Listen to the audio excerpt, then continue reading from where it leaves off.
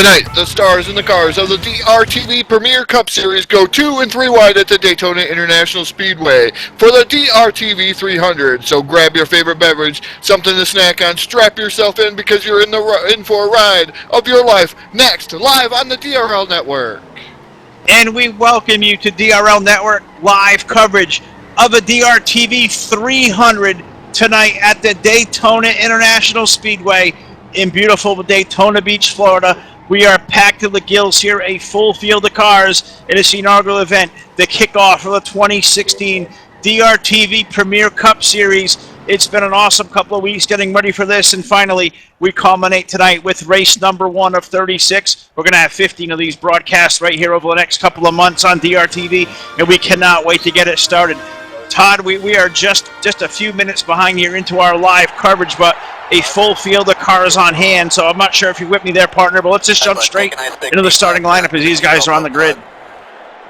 And now your starting lineup for the DRTV 300 live here on the DRL Network. Starting on the pole, driving the number 49, that's Frank Divins, and his dancing partner to the outside, last year's DRTV Premier Cup champion, Derek Justice.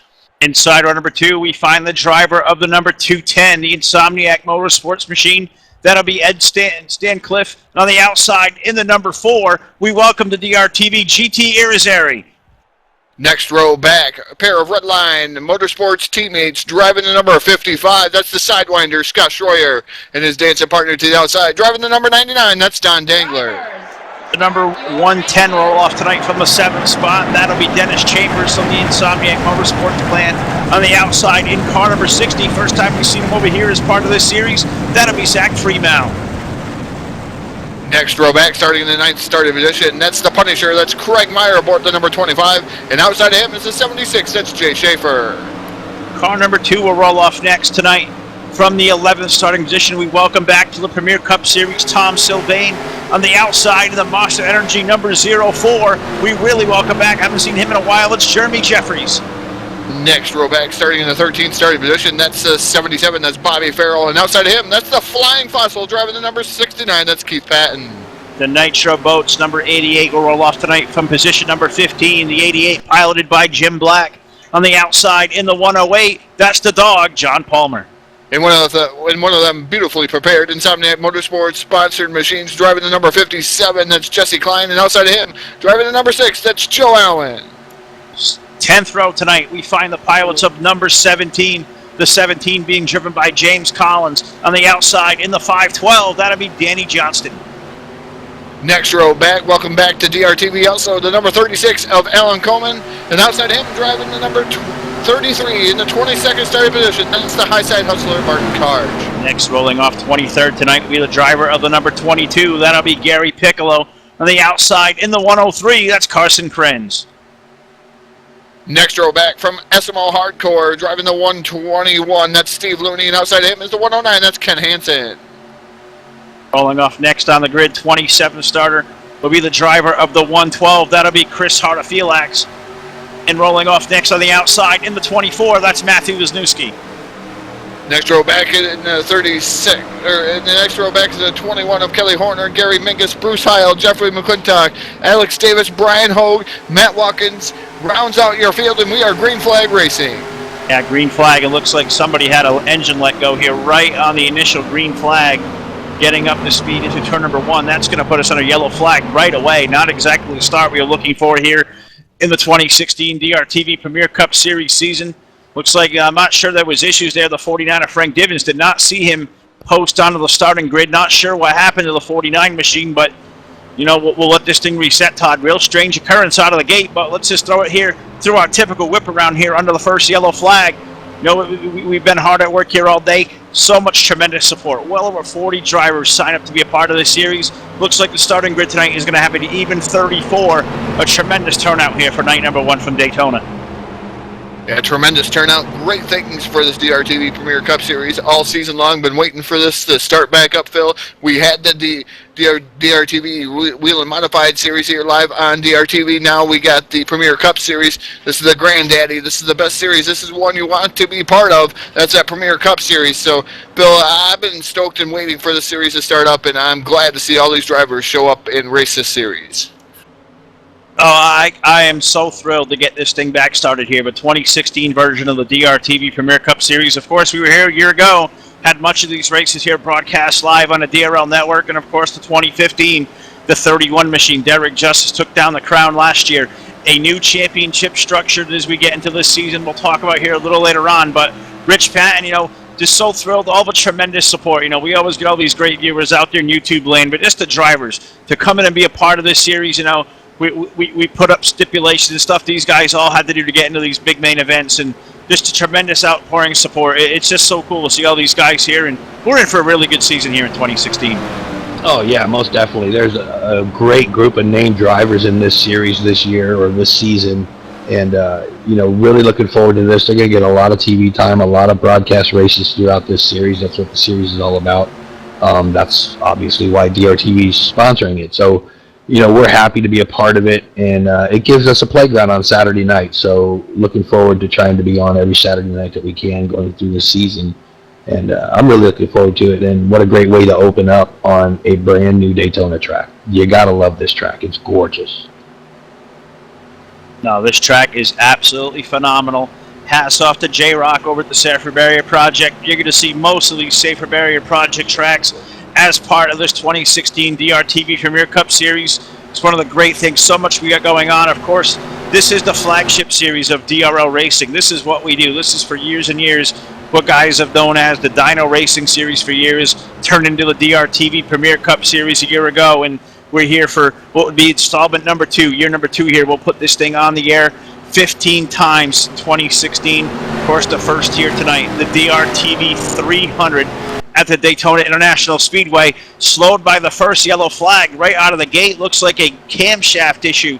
Engine expiring on the number 112 of Chris Hartofelax. That is tremendously tough break, Todd. Just getting these things up through the gearbox.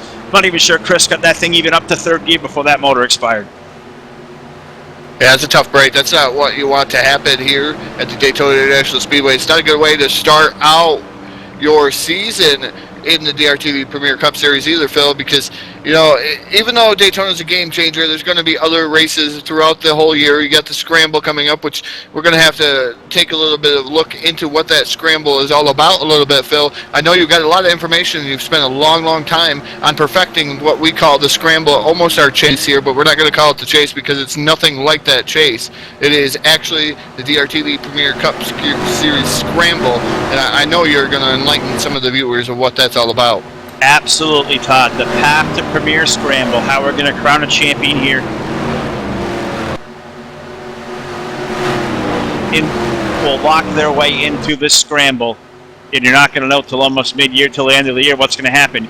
A race winner who is in the top 20 in the point standings is going to automatically lock their way into the Scramble. And then it is going to be the top 3 non-winners that are in the points here when we get all the way down with 6 races to go in this series. Those drivers are all going to be eligible, championship eligible for this path to Premier Scramble. So it's not going to be an arbitrary number. We have so much racing here left to do in 2016, but it is going to come down to the last 6 races of the season. That is how we're going to settle our champion. But how it is going to go down toward the end of the season, we are going to whittle down the field each and every week over those last 6 races until we get to the Homestead Miami Speedway in November. It is going to come down to 2 drivers, basically in a match race situation. The best finishing drivers out of those 2 guys at Homestead, way out in November. The winner of that race, or the one of those 2 drivers, the best finisher, will be crowned our 2016 DRTV Premier Cup Series champion, but there's so much racing here left to go. That's in race number 36. That goes all the way 29 races deep before we even get to that playoff type scenario in that big atmosphere. But let's just focus here on Daytona because it is a long season. 40 drivers have signed up, 34 drivers on the grid tonight to take the green flag. Looks like, Todd, an issue for our pole sitter, Frank Divins, right out of the gate. Looks like he didn't answer the bell on the start, so he's going to be mild back now. 1 lap down to the 34th position, but with 4 laps in, said it's 300 miles here at Daytona tonight, 120 laps. It's an extra distance race here at Daytona, like you see here. Each and every year we try to do this 300 miles, and Frank's got a lot of time here. If he can keep the car clean, he maybe gets back in a lead lap, because we know Frank's been very fast all night long in practice. Well, you don't have to speak so soon, Phil, as Frank Divins was the recipient of the Lucky Dog. He went flashing by that DRTV pace van out there on the speedway, so Frank Divins is going to be back on the lead lap. 35 cars were strong here this evening, Phil. 35. Now there's 34 left on the track due to engine expiring for Chris Harder Felix. Getting ready to go back to green flag race, and we are in corners number 3 and 4 right now, almost at the exit of 4, getting ready to come down into that tri-oval. Phil, I just can't wait to see how this race is going to pan out. No, I can't either. He said we're working lap 4 under the yellow flag. We're going to put 5 up on the board here. The DRTV pace van going to make its way to pit road. Looks like the little retro look there of the pace van finding its way to the pit lane. Green flag in the air. It's going to be Derek Justice tied in the number 31. He's going to lead the field back to the green flag. Eddie Lee, GT Irizarry, Scott Schroyer, Don Dangler. That is your current top 5. They're looking to the low side of the racetrack into turn 1. Yeah, lap and a half to get up to full song here for these drivers out there on the speedway. Irizarry already making a move on the 210 of Eddie Lee, one of them Insomniac Motorsports sponsored machines. Look for them guys later on at the extreme high side of the speedway. You normally see those guys run way up top of the speedway. They make it exciting, but here comes GT Irizarry now challenging for the lead with the number 31 and Derek Justice. They're side by side coming into 3. Yeah, look at that beautifully prepared number 4 machine down to the low side. Looks he's going to punch his way into the race lead off of turn number 4. These things, Todd, as you said, taking about a lap and a half to 2 laps to get up to full song. It is Cup physics here in the DRTV Premier Cup Series. We see a lot of these drivers when we go to other places. They go to the restrictor plate tracks. We see them a lot in CTS type physics. But we're out here in the Cup physics, so it's going to take about a lap and a half to 2 full laps to get them up to full song. Looks like Todd GT breaking out with the inside line with Scott Schroyer. The race is for the 3rd spot between Don Dangler and the 99, and Derek Justice up high down the back straightaway. Yeah, Dangler down on the bottom side. The 31 of Derek Justice is up on the top side, but he does have help from the 210 of Eddie Lee out there on the speedway at Stancliffe in that number 210 machine. The 25 of Craig Meyer, also the Punisher, working on the bottom side. Now he's up alongside of the 31 of Derek Justice, along with help from that number 2 of Tom Sylvain. Yeah, Tom Sylvain right there as well, racing just outside that top 5. All chasing the race leader, that's GT Irizarry, as they put lap number 7 up on the board. Scott Schroyer, Don Dangler, Craig Meyer, those guys all stuck in that low side, Todd. Redline Motorsports teammates all working that low side of the speedway. Top 2 or 3 cars going to break loose. They're side by side for 4th off of turn 2. Still continue to be side by side for 4th off of turn number 2. Looks like the number 25 of Craig Meyer still battling with the 31 of Derek Justice, but here comes the 210 of Eddie Lee. He is really putting the hammer down right to the bumper of the 31 of Derek Justice there on the top side. Justice gets a little bit of a run coming into corner number 3 and through 4 off the apex of corner number 4 here with the number 31 machine. He's trying to drive himself back up inside this top 3 in that number 31, but here comes the 210 of Eddie Lee. Looks like he's trying to form a 3rd line up there. He thinks better of it, pulls back down into line behind Justice. Yeah, he's going to pull back in line there. Now, Todd, as we work lap number 8 now, you're looking at these guys spanned out around the speedway, almost 2 wide all the way around here for about 4th position on back. Something new here, a new twist in 2016 for the Premier Cup Series, realistic damage. Now, you look at these guys out here running the speeds they are in Daytona, you think about making that 3rd line. How much of that realistic damage is going to play into the back of your mind of something you don't want to do there, making that bold move, because any contact with the outside wall, it can certainly ruin you at a place like Daytona. Yeah, something definitely can happen to you if you pound that outside wall, and maybe even just flirt with the outside wall, scrub a little bit of off the side there. It's going to cause a little bit of damage. It's going to hamper your night aboard one of them. Maybe you won't suck up as good to the car in front of you in one of these machines. And it's tough around Daytona, Phil, especially with realistic damage. If you touch that outside wall, if you touch it and cause any type of damage, you're gonna be just along for the ride, basically. Not along for the ride. And I know you and I both, we've turned many a laps here over the course of the week throughout many of these leagues that we've partnered with here over the years at DRTV. And I know we've raced a few times at Daytona this week, and we both were caught up in incidents there. Damage is certainly not what you want to be around this place. It's 2.5 miles, got to play the draft at Daytona. You can certainly ruin your night getting damaged right away. So thinking these guys, a long race, 300 miles here, 120 laps at Daytona. You got to keep the fenders on these clean. You got to keep your car clean all night long. If you want to win one of these things, you got to make it to the end of the night. I think that's going to be the play for these guys out all over this racetrack. 34 drivers left on the speedway. 35 answered the bell for the green flag. And now, as they drive through turns number 1 and 2, we had a little bit of contact there, Todd, between the 31 of Derek Justice and Tom Sylvain. I think that may have caused a chain reaction back there, and that's going to put us on a yellow flag. Yeah, it looked like a driver number. Might have been Craig Meyer that saved it, but then there was carnage in behind Craig Meyer. Somebody got into the rear bumper of the 04 of Jeremy Jeffries, sending Jeffries around, and after that, total carnage happened. Tough break for the 04 of Jeremy Jeffries. Jeffries had no way to go, and it looks like we're not going to be able to have that replay for you. So we're going to do the best that we can up here in the booth to try to explain what went on, Phil. Yeah, I'm going to go back and take a look at it there as Rich is just getting himself situated down in the booth. I'm not sure we're going to get the benefit of a replay here. Looks like he's trying to get the replay PC there all sorted out. So we'll see if maybe we can't go back and take a look. Maybe not, but just looking back through this here on my replay, just looking on back through, this looks like a checkup. There was contact up there. Craig Meyer made an unbelievable save, running about 6th or 7th, and there was just a checkup on back. Jeremy Jeffries on the inside lane. He was alongside Jim Black. Looks like there was contact between him and looks like maybe the 32 of Brian Hogue that might have put the 04 around Todd in a tough break for Jeremy Jeffries. Have not seen him out here all winter long. No, he was very busy, just relocated. He's getting all situated, but this absolutely just thrilled to see Jeremy Jeffries back with us as part of this DRTV Premier Cup Series, because anybody knows Jeremy. He's quite the wheel, man. He knows how to get around in these strange situations, and I think he'll be a force to be reckoned with here in 2016. Yeah, I think he'll be a force to be reckoned with. It's just tough break that here early on in the going. He's going to have a heavily damaged car aboard that 04 machine, and Jeremy Jeffries, one of those guys that don't likes to be up front, and I think he's going to have to soldier around here and log some laps. If the damage is not too severe to that 04 machine, we'll have to wait and see on that Jeremy Jeffries machine. Now, it's how we talk. I don't know how much we've got to talk about the pit window here tonight, Rich, here in our open, as we just got on the air so quickly and under the green flag. But the pit window tonight looking to be somewhere in that 18 to 20 lap range. We've just got now past lap 11. We've had 2 yellow flags. But do you think we're going to see pit road be open this time by? Do you think pit road is going to be a busy place on this round of caution flag? Yeah, it's already down. Everybody down on pit road right now, Phil. It's real busy. Everybody taking 4 tires, it looks like, is the call for most of these drivers up and down pit lane. You might have seen some 2-tire stops from the 55 like Scott Schroyer, 25 Craig Meyer, and the 4 GT Irizarry. Those guys all down on pit road getting tires and fuel, but they're back out on the track before anybody else. I believe they only took 2 tires amongst their pit stops, but a lot of these guys taking 4 tires down on pit road. I was just going back over that just the contact there on the racetrack. Jeremy Jeffries got broken loose there with contact from Brian Hogue. An incredible save up front by the 25 of Craig Meyer.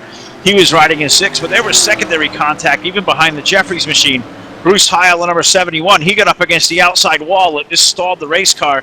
There was heavy contact between him and the 69 of Keith Patton, so there's some damage to both of them vehicles.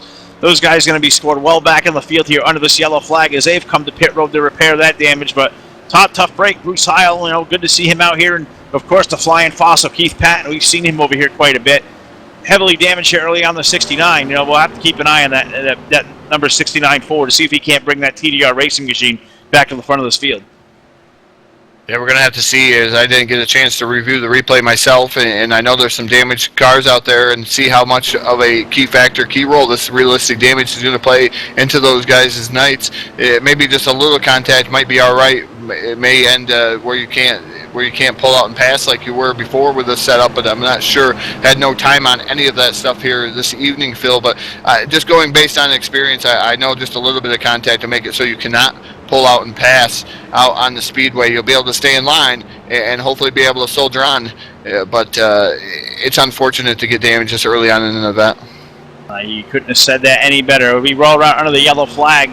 Number 2 tonight, early on out of the gate, lap 13 in, 120 laps, almost taking the same feel. If anybody was able to watch the NASCAR Xfinity Series this afternoon at Daytona, they had early caution flag in this same race distance. I believe they had 3 in the first 20 laps, so hopefully we'll get to stay away from that here as we get back to the green flag here. The field in the backstretch, following behind the DRTV pace van. You'd like to be a part of this series, so we have so many drivers already signed up, and we're going to give everybody a shot here each and every week through time trial, knockout qualifying to these guys. The top 20 points will be locked in as we get to week number 3 of this series and beyond. Reward those guys who show up for the first 2 weeks. But if you want to throw your name in the ring and get to be a part of this awesome series here in 2016, DRL Racing's once again teamed up with TDR Racing in 2016. They're going to handle all the racing operations through this series in 2016. Head to the website. They're going to take care of all the signups, tdr-racing.net. There's a form there, the DRTV Premier Cup Series. Go over, fill out that form, and we'll get you all set up here to be a part of this Premier Cup Series in 2016. Just the first of what is going to be 15 broadcasts out here in 2016 as part of this great series. Well over 40 drivers already on the dotted line as they intend to participate in this series in 2016. You know, some of the heavy hitters that aren't here tonight, the Robert Balkums of the world, Isaac Johnson among those couple of names here. You know, Maverick Morrow. We know guys that are fast in this community. They plan to strike their name into the fort here in 2016. Not with us here tonight, but I think, Todd, as we get further into this season, you're going to see some of the best racing we've seen here in a long time. We're going to have it all live right here on the DRL Network.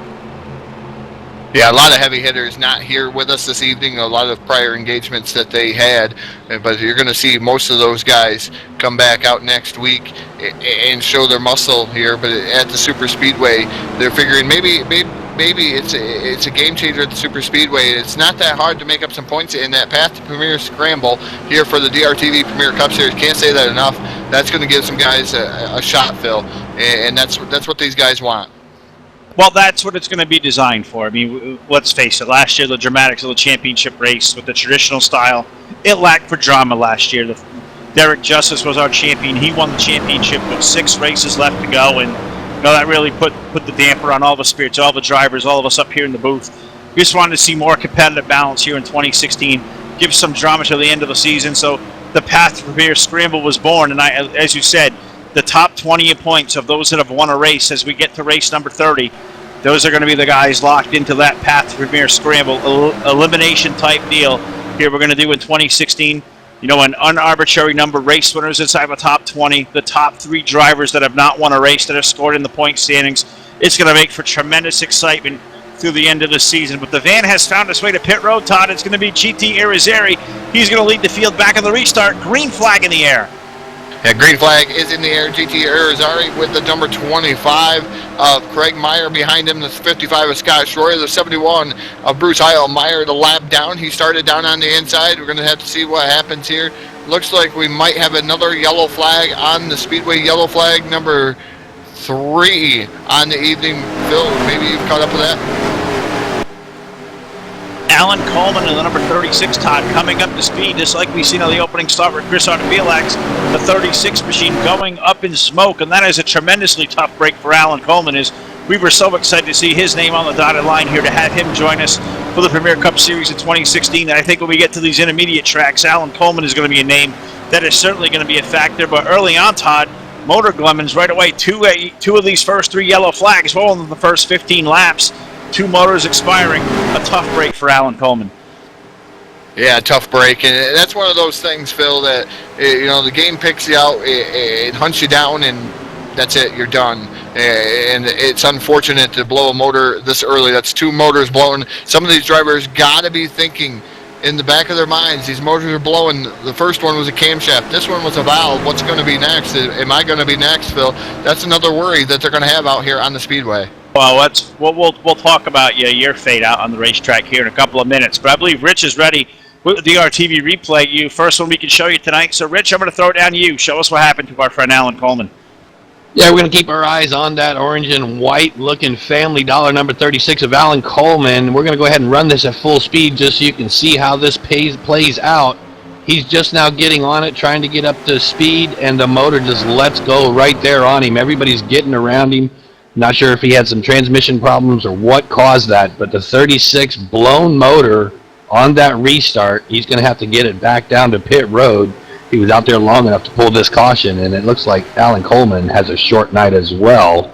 Tough break for Alan, tough break for Chris. These guys are going to have to recover from this throughout the rest of the season. Back up to you.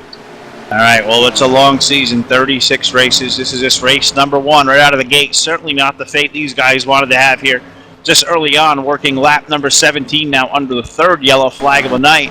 Just having some issues getting out of the gate here. 2 motors expiring through the first 15 laps in contact and a wreck on the racetrack. Now, Todd, we've seen these guys all just come to pit road about 2 or 3 laps ago. Do you think you're going to see these guys maybe have to come to pit road again? I think most of these guys are going to stay out, not come down pit road unless you're in the later portions of the event. I'm not 100% sure.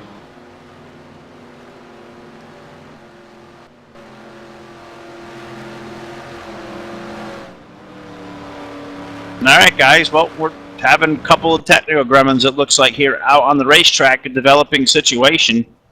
Not sure how we're going to handle this, but I believe everything may have just went awry. And Rich Patton, I'm going to throw it to you here to stall for a quick second. Looks like we may have some rain going on in Daytona Beach. Yeah, I don't know if it's rain or this cold front that's moved down into Florida. You know, us Floridians aren't used to that cold weather. I know a lot of you Northerners are, but kind of makes things funny sometimes. And it looks like we just lost the server. I guess that would constitute as we've lost the racetrack as far as a rain delay goes. We'll see if we can't get this thing. If we can't get this thing back underway here, we'll just call this a rain delay.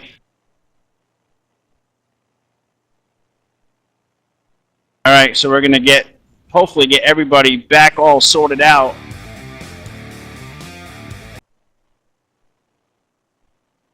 So apologize to all our viewers out there in YouTube land. Just looks like connection issues out here in YouTube land and all over the racetrack. Guess this is our version, Todd Stanton, of what we could call a rain delay. Yeah, a little bit of a rain delay here at the Daytona International Speedway. Thanks for everybody sticking with us. Hopefully you guys do stick with us. We're going to have some issues here, but we're going to work that right back out. Jet dryers out there blowing off the rain at the Daytona International Speedway. So, Phil, just a little bit of a rain delay here at Daytona, so we're going to have to see what happens. Yeah, this is definitely a strange occurrence.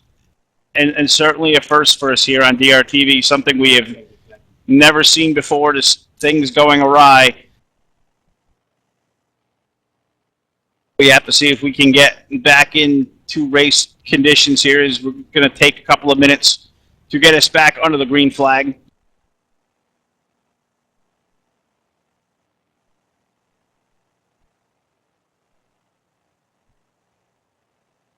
Todd Stanton, certainly a strange occurrence here. We never have experienced anything like this on DRTV. Our viewers are getting an absolute first of all of us, and hopefully here in a few minutes we can get back under the green flag.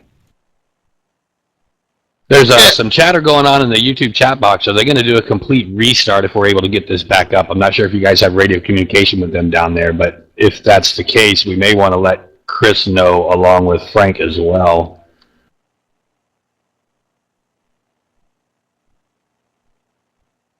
We're going to have to see if we can't get a call to these drivers, as this thing may just have to go to a complete restart as we get this thing all sorted back out.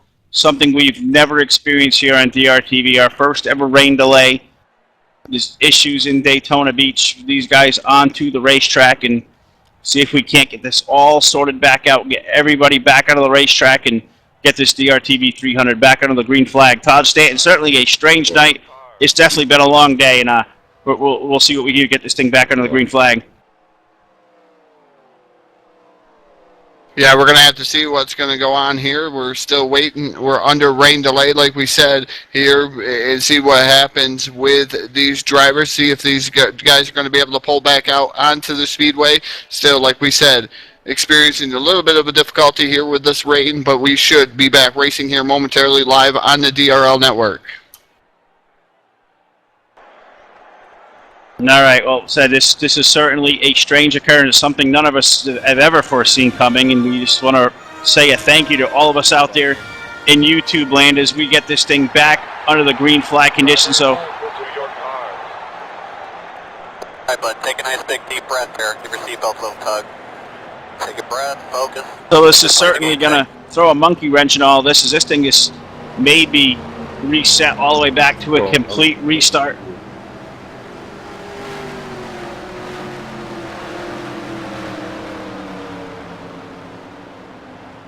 All right, so this is what the word is from Race Control. Todd Stanton. It's going to take us here a couple of seconds to get this thing all back sorted out, and hopefully out in Rich's land down there in the DRTV control, if he can get all these bugs worked out rather quickly. This race is going to be shortened to 100 laps from here. Just a complete washout here. Everybody having connection issues. Everything's going to be reset. We've seen those two drivers fall out with mechanical issues. We're going to let them pull the backup cars out. If they can answer the bell, get back on the racetrack, what we're going to see here is all these guys get in what we call in this community a lotto start. These guys are just going to pull a random starting position. They're going to fire it back up for 100 laps here, Todd, around the Daytona International Speedway. You know, certainly something we haven't seen here, a very first for us here on DRTV. You know, certainly something you don't see very often when we get out in the community. So it's a big hats off to these guys for sticking with it, and of course our viewers in YouTube land, because it's certainly something very, very strange we've never seen before, a first for us on the DRL network.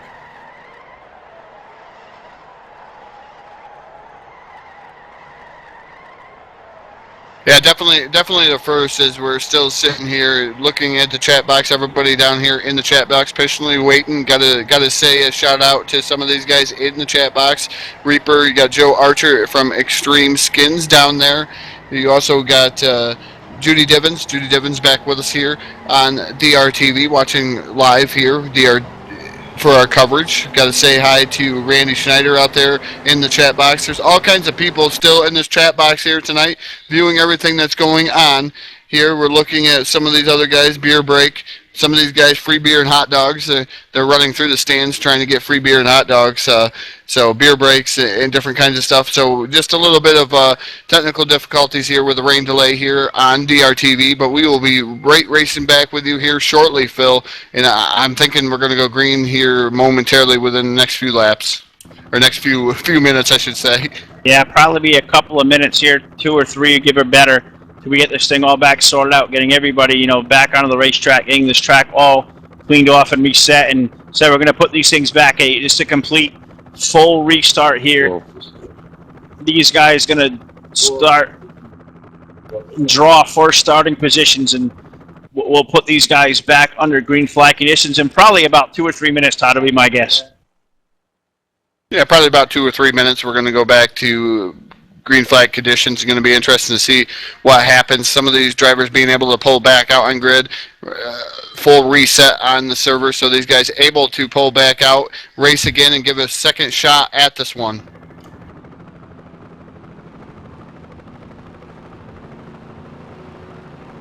Yeah, it's something super, super strange, and we've been in through this community for a long time.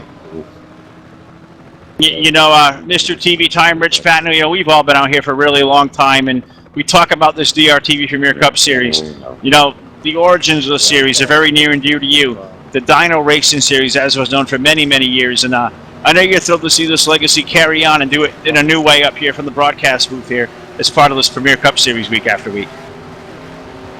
Well, yeah, definitely, and you know we're always trying to keep things going and keep the big series running in the Cup Series, of course, and following the NASCAR Cup schedule as much as we can. So it's exciting to see this come into play like it is, and it's exciting to see so much draw into this. I think it's going to be a great series and a great season so far.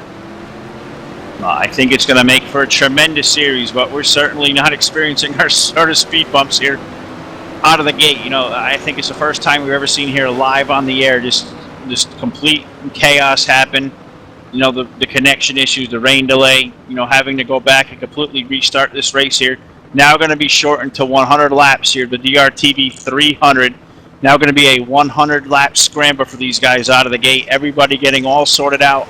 Race control is going to have this all well in hand. These guys at TDR Racing doing a great job, as they did last year. They're going to do once again here in 2016, allowing us three to come up here to the broadcast booth as part of the DRL team as we try to operate this series the best we can alongside those guys at TDR, and just a big hats off to them. You know, of course, tonight, certainly having our hands full, something we absolutely have not seen before, a strange occurrence here, having to completely restart this race here with 19 laps in. The race distance now going to be like 100 laps. When these guys get all sorted back out, it's going to be a random draw for starting position, and they are going to take the grid this time around, Todd Stanton. Going to change the complexion of the race. You know, so much here left still to do. Yeah, it's going to make for a while, you know, a drama show here. See to where these guys going to re-click into now with their starting positions here as we sort it out for 100 laps.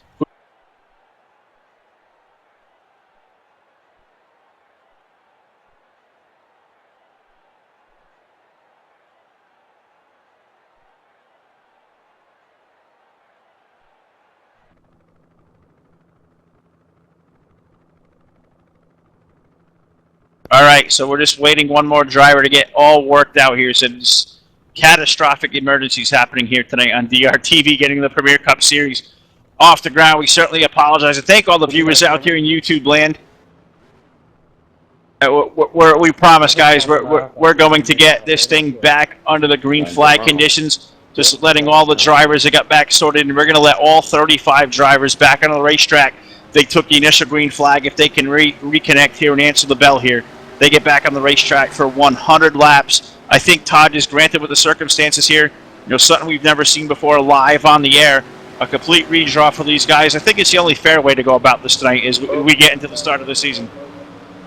I think indeed it's the only fair way at the start of the season to let these drivers back in after our initial issues with what was going on out there on the speedway. So it's going to be interesting to see how this is all going to play out. A little bit of a shortened race now, 20 laps less, Phil. So how much of a strategy play do you think that these guys now, how much 20 laps less do you think it's going to play into a factor with these guys now?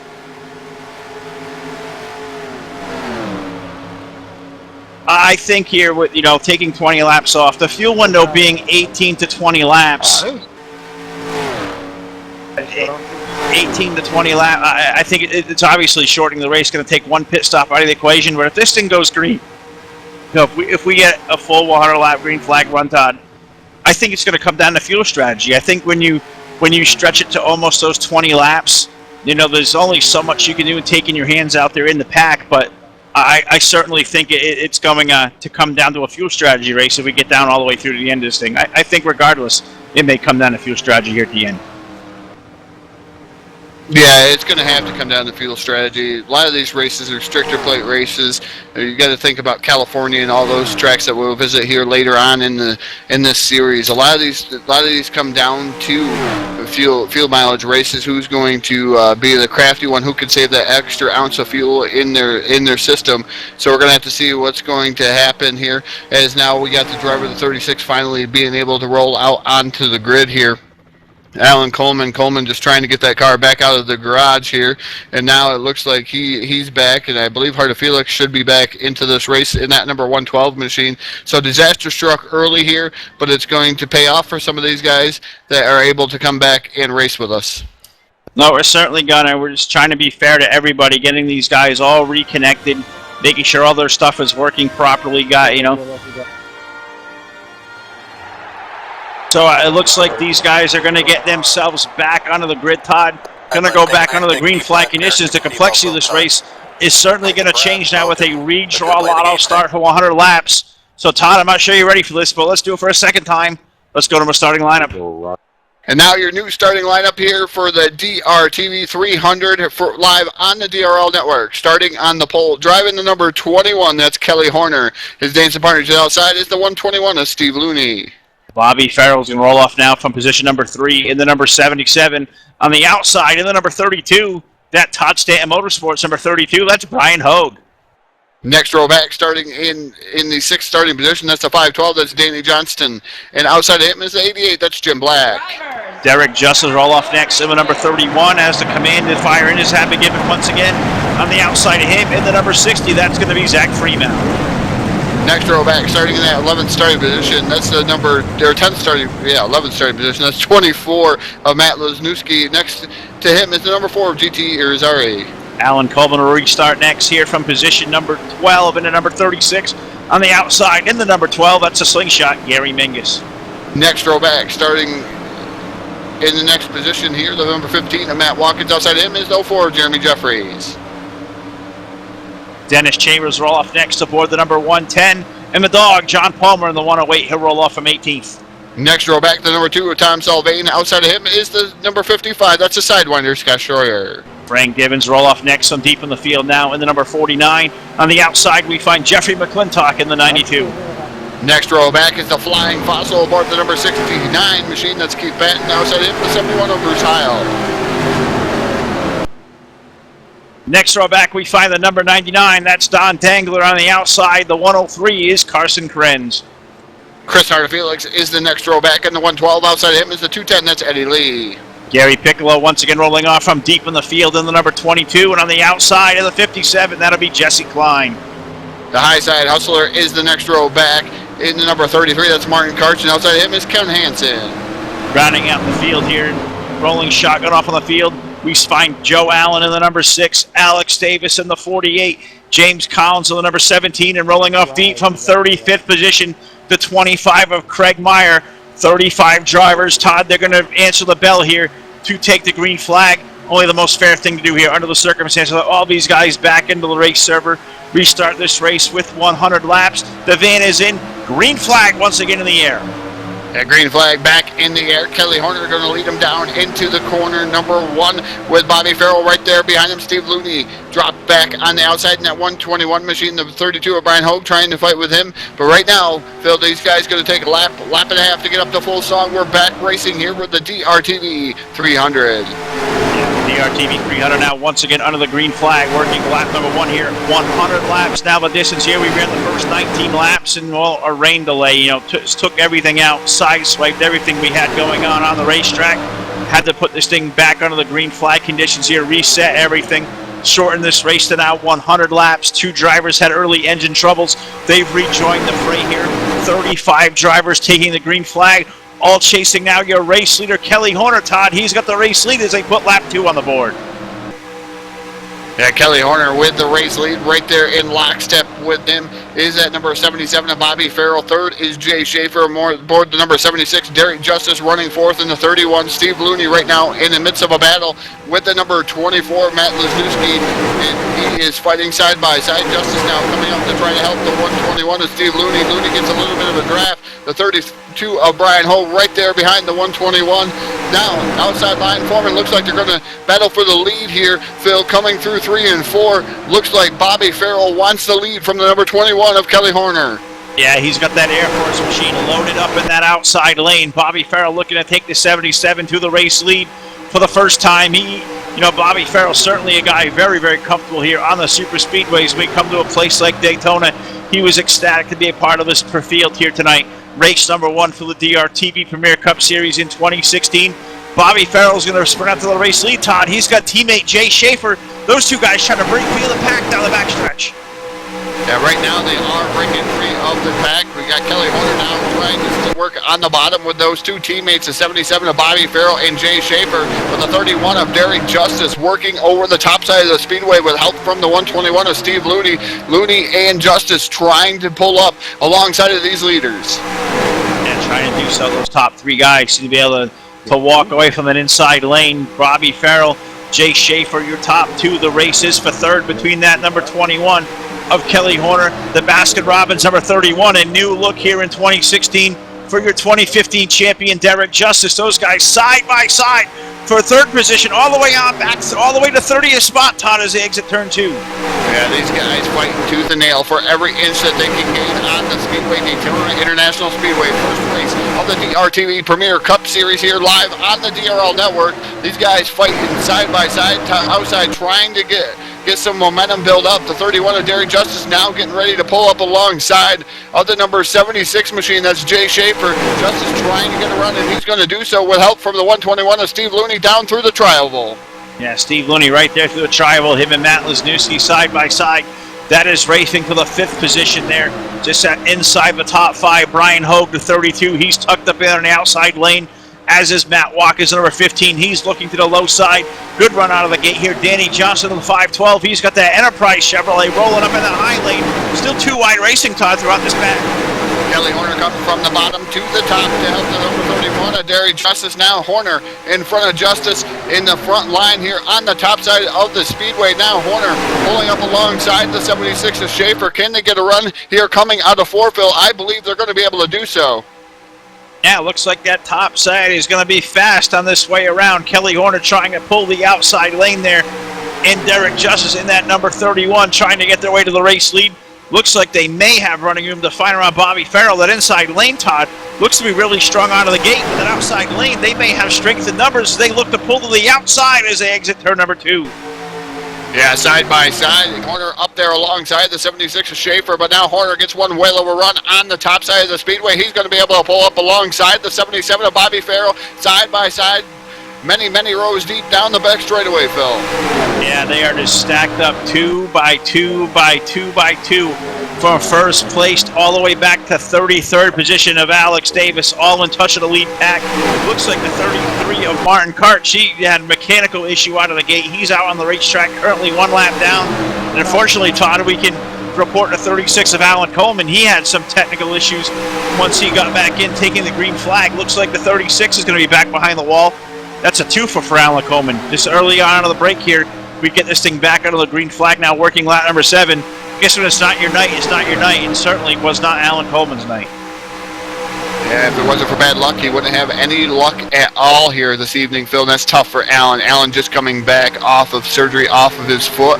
There, he did something to his ankle. Elaborate a little bit more if I knew a little bit more, but I know he did something to his ankle here around Christmas time. Now he's coming back off of that, starting to pick up his sim racing back up in that number 36 machine. So tough break for Alan Coleman. Coleman, though, going to race the whole season with the Premier Cup Series. So it's going to be interesting to see how Coleman's going to work his way back up through from that 35th starting position, or 35th finishing position there, Phil, because that's hard. That's hard to take here early on in the season, but you still got 35 races left.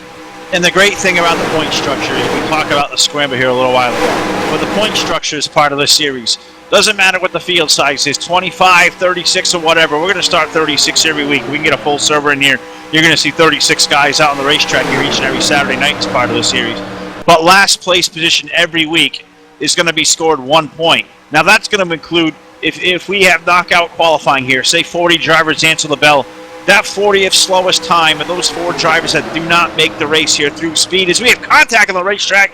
Bobby Farrell around, looks like maybe contact with the Jay Schaefer machine. That happened right up on the race lead. That's a multiple car incident here. That's going to put us on a yellow flag once again. We'll call us officially yellow flag number 1 here, as we got this short and 100 lap distance here for the DRTV 300. But just to put a period on that thought there with the point structure, last place here, slowest qualifier, whatever, the last driver to show up is going to be scored 1 point, and it's going to increase by 1 point increments all the way up to your race winner. So, for example, tonight, that 35-car field, Alan Coleman's going to score 1 point. Our race leader tonight is going to score 35 points. So it's going to put Alan Coleman in the hole here early on, Todd, but say he comes out next week, we have a nice strong field like this, and he puts himself up on the top 5. He can make a lot of points back in a hurry. And with this Path to Premier scramble here in 2016, I think just having one bad run isn't going to end your season. You string a couple of good runs together, I think you're going to be right back in contention. Yeah, and we all know that these restrictor plate tracks are high-speed chess matches, and thankfully they only make up 4 races out of the season. Another game changer, I think, is some of these road courses that we will come up on, Phil. But restrictor plate tracks, they could hurt you a little bit here in the initial start of the race, and some of these are towards the end. But it's all about the middle tracks, the cookie cutter tracks, that 1.5-mile tracks. When we have that stretch of short tracks, you're going to see some of the cream. You're going to see the cream rise to the top here. But these restrictor plate tracks, it's always tough to finish one of these races. I know just as well as you do. But I'm going to throw it down to Mr. TV Time, Rich Patton. I've seen a lot of smoke, a lot of dirt flying, and I don't know what kind of Richisms he's got in store for us here this evening. Yeah, we're going to have to call these Richisms as we get rolling. Now, there was some questioning on some paint jobs out there. A couple paint jobs were corrupt files, so therefore we do have some rental paint jobs in the field. What we're going to keep our eye on is that Enterprise paint job in the front of the pack. That's going to be Bobby Farrell. He's actually running in the number 77. We'll go ahead and play this out. And this basically is a bump draft going wrong in the tri-oval. As you can see, right at the front of the pack, there's nowhere else to go but up on the track. Complete chaos, complete smoke. There's couple cars up on their side. Let's get back forward. We can see this there. There's another car there that's up on its side, up against the fence as well. Everybody's sliding everywhere. It's like mass chaos and rush hour. Unbelievable. They talk about the big one. I think this was the big one. You get a car sideways right in the middle or in the front of the pack, and it's just, who's going to survive, survival of the fittest. There's just no way anybody's not going to get caught up in this from back in the field. So we're going to have to see how many cars are not damaged, because I think that number is going to be smaller than the cars that are damaged, and I think this is really going to change the outcome of the race now. Quite a few cars involved in this one, guys. Too many to go through. We'll have to watch this as it plays out and we get them back on the track. All right. Well, Todd Stanton, we talked about here earlier on tonight, realistic damage in the big one here. Multiple cars tore up. It's going to put a lot of guys behind the 8 ball here. Realistic damage in a place like Daytona, certainly something you don't want, because that can certainly just put you off the pace and could make for a long night here. We're still now 80-plus laps to go this thing. Yeah, and at that given point, they're going 190 miles an hour, and you meet a wall or meet another car, it's just going to rip your car to shreds. And it's just draft. Draft plays a key role at every super speedway, and when you don't have a straight car, you're not going to be able to draft very well. And unfortunately, a lot of cars, a lot of fast cars, a lot of good drivers caught up in that melee. It's just one of those things. Bump draft gone wrong, Phil, and it just happens at these restrictor plates. It's just so close of racing, and they're packed so much together. It's just going to happen like that. Well, as you said, I think it was a bump draft gone wrong, and I guess the worst person to ask that right now, but we're going to ask him anyway because we like him real, and we know he likes to talk to us when he can. Certainly not in these situations, but the 77 of Bobby Farrell was out there with the race lead. Bobby, it's Phil from DRTV, buddy. Do you have a copy? I do. How are you guys? We're doing okay, buddy. We've been a long night here. We had the rain delay getting us back now under the green flag. You were up there with the race lead. Looks like a bump draft gone wrong with the 76. Your teammate, Chase Schaefer. What did it feel like there from the cockpit? It was a wild ride, and that was just, he tried to get us up, closer to the front, and thought he could bump me and keep it straight, and it just didn't happen that way. Now, Bobby, I know we don't see it on our screen, but that paint scheme I can see out there, I got to see a little while ago, that U.S. Air Force machine. I know you want to give that thing a good ride tonight. How badly is that thing tore up? It's probably hurt. I know the whole back end it's just about gone. I blew a tire coming down the pit road, so I've said it before, I don't quit unless the car does, and I'm going to keep rolling until it quits or until I see that checkered flag, no matter where I finish.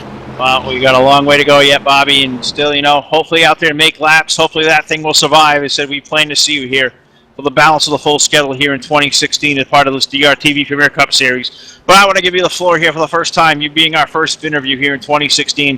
I want you to give a shout out to your sponsors out there. Say hello to whoever. The floor is all yours, Fred. Well, I want to thank Jay for painting the car, but I also want to thank Jay for wrecking me. It's going to be a long evening come Monday morning. But got to thank my mom and dad. They sponsored me in this series. I got the Air Force on the car for my dad. He spent 4 years in the Air Force, and this is the way I could thank them for them sponsoring me. Well, we'll definitely make sure we get that U.S. Air Force paint scheme out there next weekend when we get to Atlanta, Bobby. But thank you again for a few words. Tough to see you tore up here so early, but I'd say you're not going to quit, and we certainly, admire your spirit here. So hopefully you bring that thing home, still in one piece, and bring that thing home with a good finish. So we'll talk to you again here real soon, buddy. Good to talk to you again. Yeah, as always, thanks for the interview, and we'll see how far we can get here. All right, that's Bobby Farrell, the number 77. Todd, just one of the multiple guys tore up in this incident. I count probably about 15 or plus more cars of the 35 that are left on the racetrack here, all tore up. Can make for a long night with realistic damage, but I said they have that fighting spirit like Bobby Farrell does. They're going to march out there and try to come up with the best finish they possibly can tonight.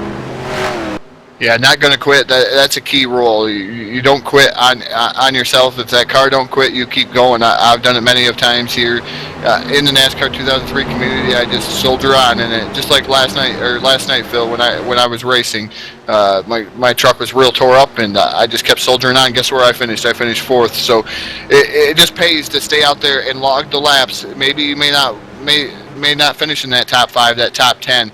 But just a good finish, a good solid finish here will help you in that points championship here later on in the going. No, it certainly will. And, we were both a part of a race here at Daytona, last night with the truck series. And it's something, if we get another yellow flag a little later on, I know the perfect interview we're going to do, because we got somebody we can certainly clown on for a brain fart of last night. But Van back on pit road. The green flag going to be back in the air. Green flag is out, working now lap number 14. It's Kelly Horner in the number 21 with the race lead. Matt Watkins, Steve Looney, Jeffrey McClintock, Tom Sylvain. Todd, that is your top 5. The race is for that 5th spot off of turn 2. Yeah, DTR is already down on the bottom side. He's going to get around and clear that number 2, that Miller General Jab sponsored machine. That is Tom Sylvain. Right now they're still side by side. I thought he was going to be able to clear there on the bottom side, because Sylvain has really no help on the top side. He's going to be able to do so. Down the back straightaway here is Irizarry. He's going to move inside the top 5. out racing for the top 5 there. Irizarry in the number 4.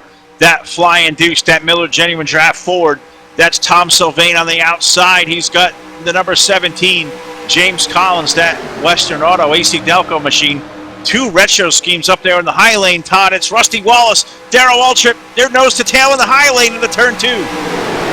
Fantasy World, Phil, Fantasy World. Wish they were out there running, but we have 2 good drivers behind the wheel. The number 17 of James Collins and Tom Sylvain. Beautifully prepared retro screens. I always like to see them retro screens out there. Yellow flag going to fly here. Yellow flag number 2 here at the Daytona International Speedway. Not sure what happened out there on the speedway, but it looks like I see some smoke on the back straightaway, Phil. Yeah, I'm not sure what happened there to break that loose, but a caution flag on the speedway. Number 2 tonight now working lap number 15, the shortened distance here, 100 laps. Had a rain delay out of the gate, wiped out the first 19 laps of live competition. We reset all of this. We let everybody back on the racetrack. 35 drivers took the green flag, and now on lap number 16, the second yellow flag of the night. And Todd, I heard you just give me a whisper here. It looks like the 22 of Gary Piccolo may be involved. Yeah, I think he's involved in more ways than one. It's unfortunate the way that played out, because it does not look like the 22 of Gary Piccolo in sync here this evening like he was Friday night. But we're going to have to see how that plays out. You guys down in YouTube land are going to see what went on with that number 22, because Mr. TV Time Rich Patton has it queued up and ready for you. Yeah, we're going to keep our eyes on Gary in the 22. It looks like he's dancing with danger down there on the apron. That's not a fun place to be in the corners of Daytona. As you can see, he gets it down there on the line. That bounces his car back up. He tries to save it, gets the rear end a little bit loose, sends it back down. Almost has it under control until he gets it back up on the track again. Next thing you know, it comes all the way around on him, and there's no stopping him. Looks like Divins was involved a little bit. The 88's involved. 71 got tagged just a little bit. Everybody else was able to keep their cars straight. We did have one checking up there. Looks like he barely got by without hitting them, so that's a good job by him. And everybody else seems to have gotten around. We got another car spinning over here as well. That's going to be Dennis Chambers in the 110. He's also going to get it a little bit loose. We'll watch Gary and Dennis head towards the infield. Both of them seem to be recovering their vehicles. Doesn't look like any real major damage going on. So tough break for Dennis and Gary. Both of them look like just flat spotted tires, guys. Back up to you. All right, well, with the realistic damage here and that big one we heard here just a couple of laps ago, the least these things guys can worry about right now, Todd, flat spotted tires. I'm sure they're going to breathe a sigh of relief. There's no damage to those things. Get back, get 4 fresh good years on it, and get that thing soldiered back in the right direction. Yeah, there's a lengthy pit stop going on for that number 22 of Gary Piccolo. Piccolo down on pit road, and he's been down there for quite some time, Phil. So we're going to have to see. I know you're feverishly trying to get to work to try to get in race communications with that number 22 of Gary Piccolo. All right, we'll see if we can get communication with 22. Gary, it's Phil from DRTV, buddy. Do you get a copy? Yeah, I'm here. All right, Gary. First of all, what happened out there on the racetrack there? Saw you go around. Looks like maybe just hitting the apron. Is that what happened on your end? Well, I was going into turn 1. There was a car on the outside. It looked like he was going to come down right in front of me. Wasn't sure. But I ended up turning the wheel a little more, and there's a bump on the low side in turn 1 that if you hit it just right, it'll jerk your car down low, and then I hit it just perfect and having to lift to thinking he was coming down more, and it put 2 tires down on the apron, and then it was basically dirt tracking from there. Killed all 4 tires, tried to get it back around, it's in the grass, had to get towed, and well, you pretty much saw the rest on the broadcast. We certainly did. You're getting towed. That's a long tow back there, 4 flat tires. Did you get any damage from that first big wreck, Gary? Because that certainly tore up a lot of race cars. No, the first big wreck I was fine. From there, I was just trying to drive. Still a long race, even though despite the rain delay, as we'll call it, that has occurred. You guys are doing an absolute amazing job having to broadcast this and dealing with an issue that nobody's got out of control. And nothing but mad props to all of you for that. Wow, said it's a big hats off to the management here. We've teamed up again with TDR to run this series in 2016, and hats off those guys. You said they certainly got their hands full, getting everything back under control, thinking the most fair thing to do. But everybody that answered the bell here tonight onto the racetrack, But Gary, I want to bring up something here lighthearted as we're working under the yellow flag here. We've had a couple here early on. But Todd and I were talking a little while ago about having these things damaged and off the pace. And, we made mention of a certain little race last night we had at the Daytona Super Speedway where we were off the pace and, just behind on horsepower and whatnot. But I want you to tell our viewers out there the quick little story, something happening real goofy up there with the number 22 last night, out there with the race lead. I'd like you to enlighten our viewers there. Something happening down the racetrack. I want you to tell the story here under this yellow. All I'm going to say is, Phil, I'll never give you your lap back. Gary Piccolo, right there at DRTV. For everybody out there on YouTube, we like to clown around here. The situation last night is we were out on the racetrack. I was off the pace. We had about 10 laps to go. We had a late yellow flag. And I was digging to do all I could to stay on the lead lap. And as we were racing back, and I said to Gary, slow up. Let me back on the lead lap. Don't lap me. We're so close to the end. And, well, what did our good friend Mr. Piccolo do? A nice guy. Not only did he try to slow down to keep me in the lead lap, but he slammed on his brakes past the start-finish line and takes out a Happel, Scott Schroyer with the number 55, his teammate nonetheless. Gary, I'm sure you're feeling real great after that today, but, one of those lighthearted moments. We all make mistakes behind the wheel. We have a good laugh later on, and I'd like to thank you for playing along here, because I certainly thought going into tonight, certainly under the yellow flag, we could all have a laugh at that expense. So, Gary, once again, thank you, and good luck the rest of the night. You got that thing clean. Go bring that 22 to the front. Thanks again, and it's all about lighthearted, but you and I are going to have words after this, so just remember that. All right, well, that's everybody. Gary Piccolo, number 22, Todd. I think him and I are going to have a word exchange there in the infield, and you're a big guy, being 6'6", Todd. I think I may need security after the race, so hopefully you can help me out. Well, meet him at the flagpole, and meet him at the flagpole at 5 o'clock, right when this race is over, and then I'll be there 15 minutes later. So we're gonna have to see. It was a great race last night, though, and just to be clowning around on Gary, and fantastic showing last night. And this one, I believe, is going to live up to what we had last night with the Truck Series. And pace lights are extinguished atop that pace van. And I'm telling you what, Phil, we're getting ready to go back to green flag racing. And Gary Piccolo was still on pit road, so lengthy tow and lengthy pit stop for that number 22 machine. Pace van taking that hard left-hand turn down to pit road. We're getting ready to go back to green flag racing. It's going to be Matt Watkins, the number 92 Jeffrey McClintock, the 4 GT Irizarry. They are getting the green flag. Green flag is in the air. We're racing there down the front straightaway once again. And it looks like the number 92 of McClintock going to dive down to the bottom side, try to get around the 15, and Watkins slams the door. Yeah, Matt and the number 15 out in the race lead. He'll slam the door shut. McClintock will fall back into line there in the number 92 GT Irizarry. Joe Allen, Gary Mingus, they restarted in the top 5 there as they took the green flag. The field now working its way down the back straightaway into turn number 3. Battle for that 5th spot, Todd. Jeremy Jeffries in the 04. He's going to put that Monster Energy Chevrolet up to position number 5. He's going to try to run down that front 4 off of turn number 4. Yeah, that's going to be a tough task for that 04 machine. We're going to have to see. I don't think he got any damage in that big wreck here early on in the going. He's going to be able to pull up into the draft of those top 4. Looks like Joe Allen is on the tail end of that drafting pack here, the top 4. And now we got another guy trying to challenge for the lead. It looks like McClintock back to the high side. He's got help from GT Irizarry and the number 6 machine of Joe Allen. They're on the top side, all by him lonesome. On the bottom is the 15 of Matt Watkins, and that's a helpless feeling. Yeah, he's just a guy left without a dance partner. As we have a yellow flag on the speedway, yellow flag number 3 as we're working lap number 21. Down the back straightaway, I was in that South Point 4, number 6 of Joe Allen.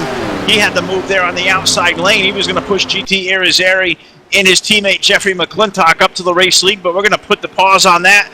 Yellow flag on the racetrack, Todd. Looks like it might have included the number 33 of Martin Karch. Todd, what did you see?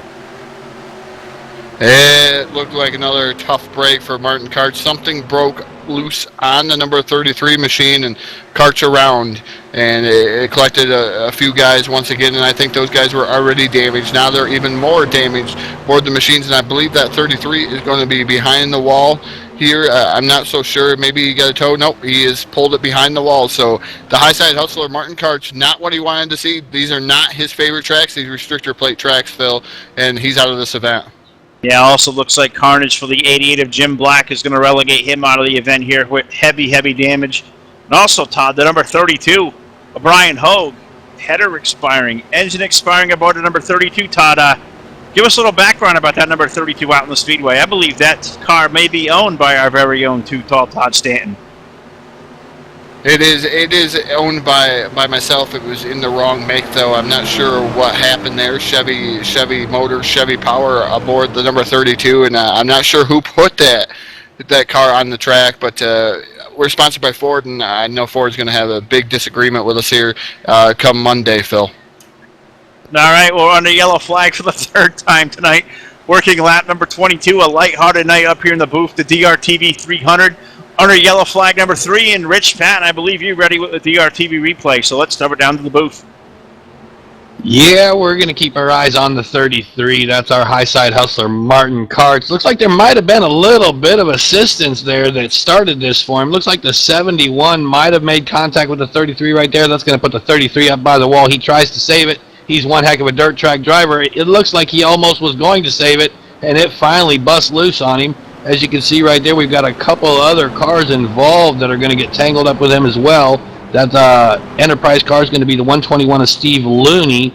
We're also going to look into the 210 of Eddie Lee as well. Go ahead and let this thing play out. Basically, right up against the wall. You can see Martin Karch's rear end is completely crunched up. Looks like another car right there involved as well. That's going to be the 48 of Alex Davis. Couple more skins that just didn't get through clearance tonight for some reason. We'll have to get that settled out for the next week's series event. But it looks like those 4 guys around. Doesn't look like anybody else really involved. We'll go ahead and play this out as a couple other cars are checking up back there. Tough break for those 4 drivers, especially the 33 of Martin Karch guys. Back up to you. Yeah, heavy damage there for the 33. Going to put him behind the wall. The night is over for the high side hustler. And that number 33, and we've talked about it time and time, Todd Martin is just not a fan of coming to a place like Daytona. Always seems to find himself at the wrong place at the wrong time. And once again, for our buddy, that seems to certainly be the case here again tonight. Yeah, tough break for Martin Karch. Going to finish up right around, I believe, that 32nd position after these guys are 2 and 3 laps down. Make those laps up. It's going to be tough to start out that way, but Martin Karch, one of those types of guys. You get to those short tracks, and he's got a lot of dirt track racing background. He dirt tracks it around NASCAR 2003 community. Those types of tracks benefit Martin Karch, so we're going to have to see how that's going to play out. Long season here in the DRTV Premier Cup Series. No, it certainly is. And, just looking up and down through the field and the stories out there on the racetrack, one that really just strikes me tonight is behind the wheel of the number 6, and that is our good buddy Joe Allen, the number 6. Let's see if we can't talk to Joe. Joe, it's Phil from DRTV, buddy. Do you have a copy? Bill, I do have a copy. How are you? Joe, we're doing great. I think you're doing a whole lot better than us, buddy. You're behind the wheel tonight, out there hanging out with your good buddy Jeffrey McClintock today at the Daytona International Speedway. You were there for the truck race last night, again for the Xfinity race today. We usually see you out in Las Vegas, buddy, on vacation in Daytona Beach. I can't imagine you're not tired, buddy, taking a late night flight, being out to that truck race here last night, and got you out here on the Speedway tonight for the Premier Cup Series, man. Hats off to you. I'm sure you're pretty stoked to be here tonight, but man, wild being from the West Coast out to the East Coast. How's your travels, my friend? Hey, you know what? It was good.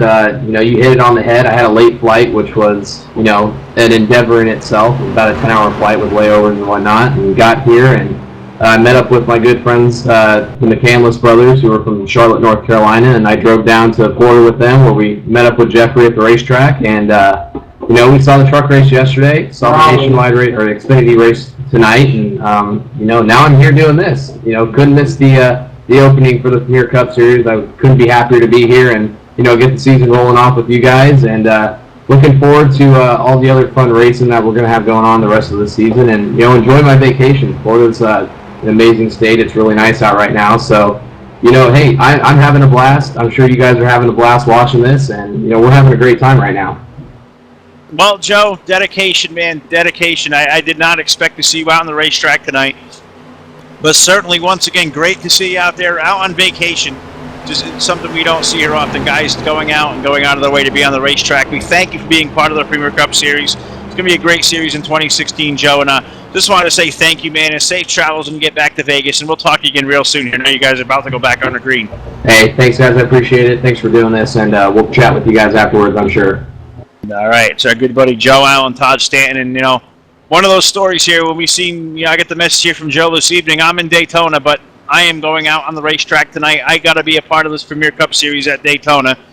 I mean, I say the best way to, you know, I said dedication. I don't know if a better way to describe that than Joe being so excited to be part of this series and brought his buddy Jeffrey McClintock out to the series as well. Awesome to see those two guys along with everybody else here that we're going to have on the Speedway here. We do a part of the series in 2016. I think the key word here this evening is dedication. Dedication here for everybody out there on the Speedway. Guys are damaged. They're motoring around. Dedication as far as he's on vacation, Phil, and now he's back out on the track here racing with us, and so excited to be a part of this DRTV Premier Cup Series, like you're saying.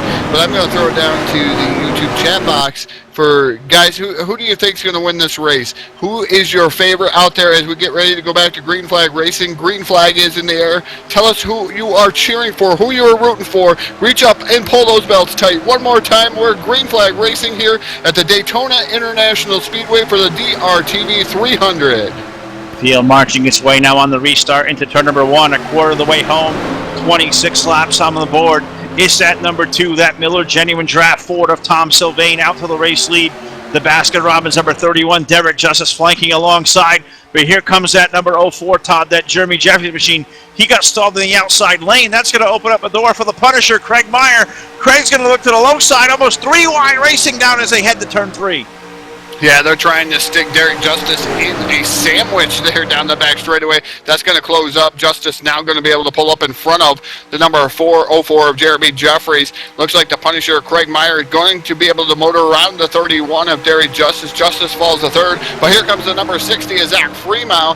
Freemow down on the bottom side. We haven't talked much about him, but that's a beautifully prepared Troyer car. Zach Freemow in that number 60 machine working on the bottom side of the speedway. Yeah, Zach having a great run, and so awesome to see him part of this DRTV Premier Cup Series in 2016. That beautifully prepared Troyer number 60. I think Rich has it on the screen as the Enterprise Chevrolet tonight. We'll have to get that thing all sorted out for next week. But that is a beautiful looking paint scheme. Cannot wait to showcase that when we get to Atlanta a week from tonight. No, but Zach, you know, so cool to have him aboard here in 2016. He's one of the cleanest guys out there. Real nice guy. Likes to compete. Drives hard. We've seen him, you know, finish well here on DRTV many times throughout here the last 2 years, and great to see him out there, Todd, and having a great run, battling in that top 5 as they hit the start-finish line.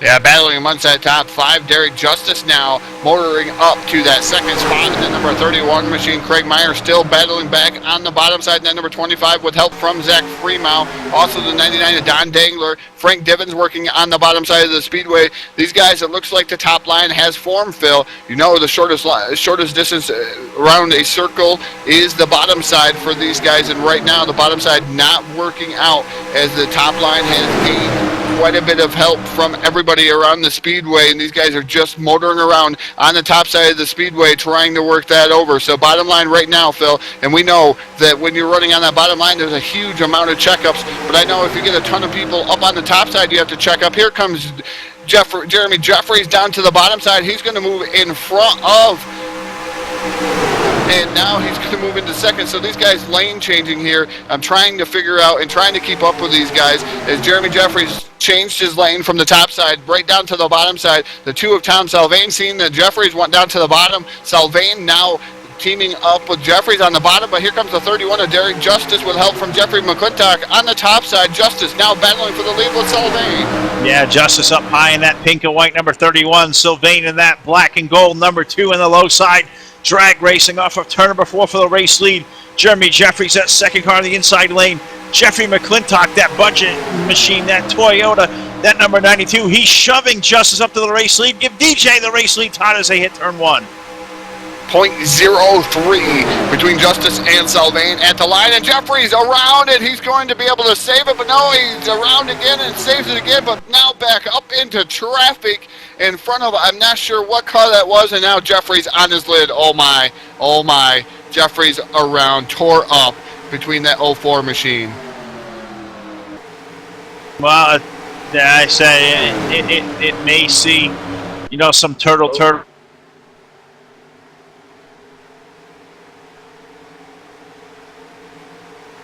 here. If we what happened there on the inside lane, Craig Meyer was there in that number 25 and just trying to take a peek at what happened to Jeremy there in the number 04. It looks like we're not going to have the benefit of the replay again once again here under this caution flag. We're just looking out here. These guys were coming off of turn number 4.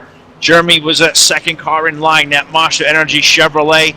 Was trying to see maybe if he got a little bit of loose. Did he get a tap from behind with the 25 of Craig Meyer trying to scroll back? Looks like the 2 might have hit the apron. The 4 followed him down there, and the 4 got real loose, Todd, and he almost had that thing saved 2-3 times before coming back up into traffic, and looks like the night is going to end prematurely there for Jeremy, and the 04 is heavy damage to that machine.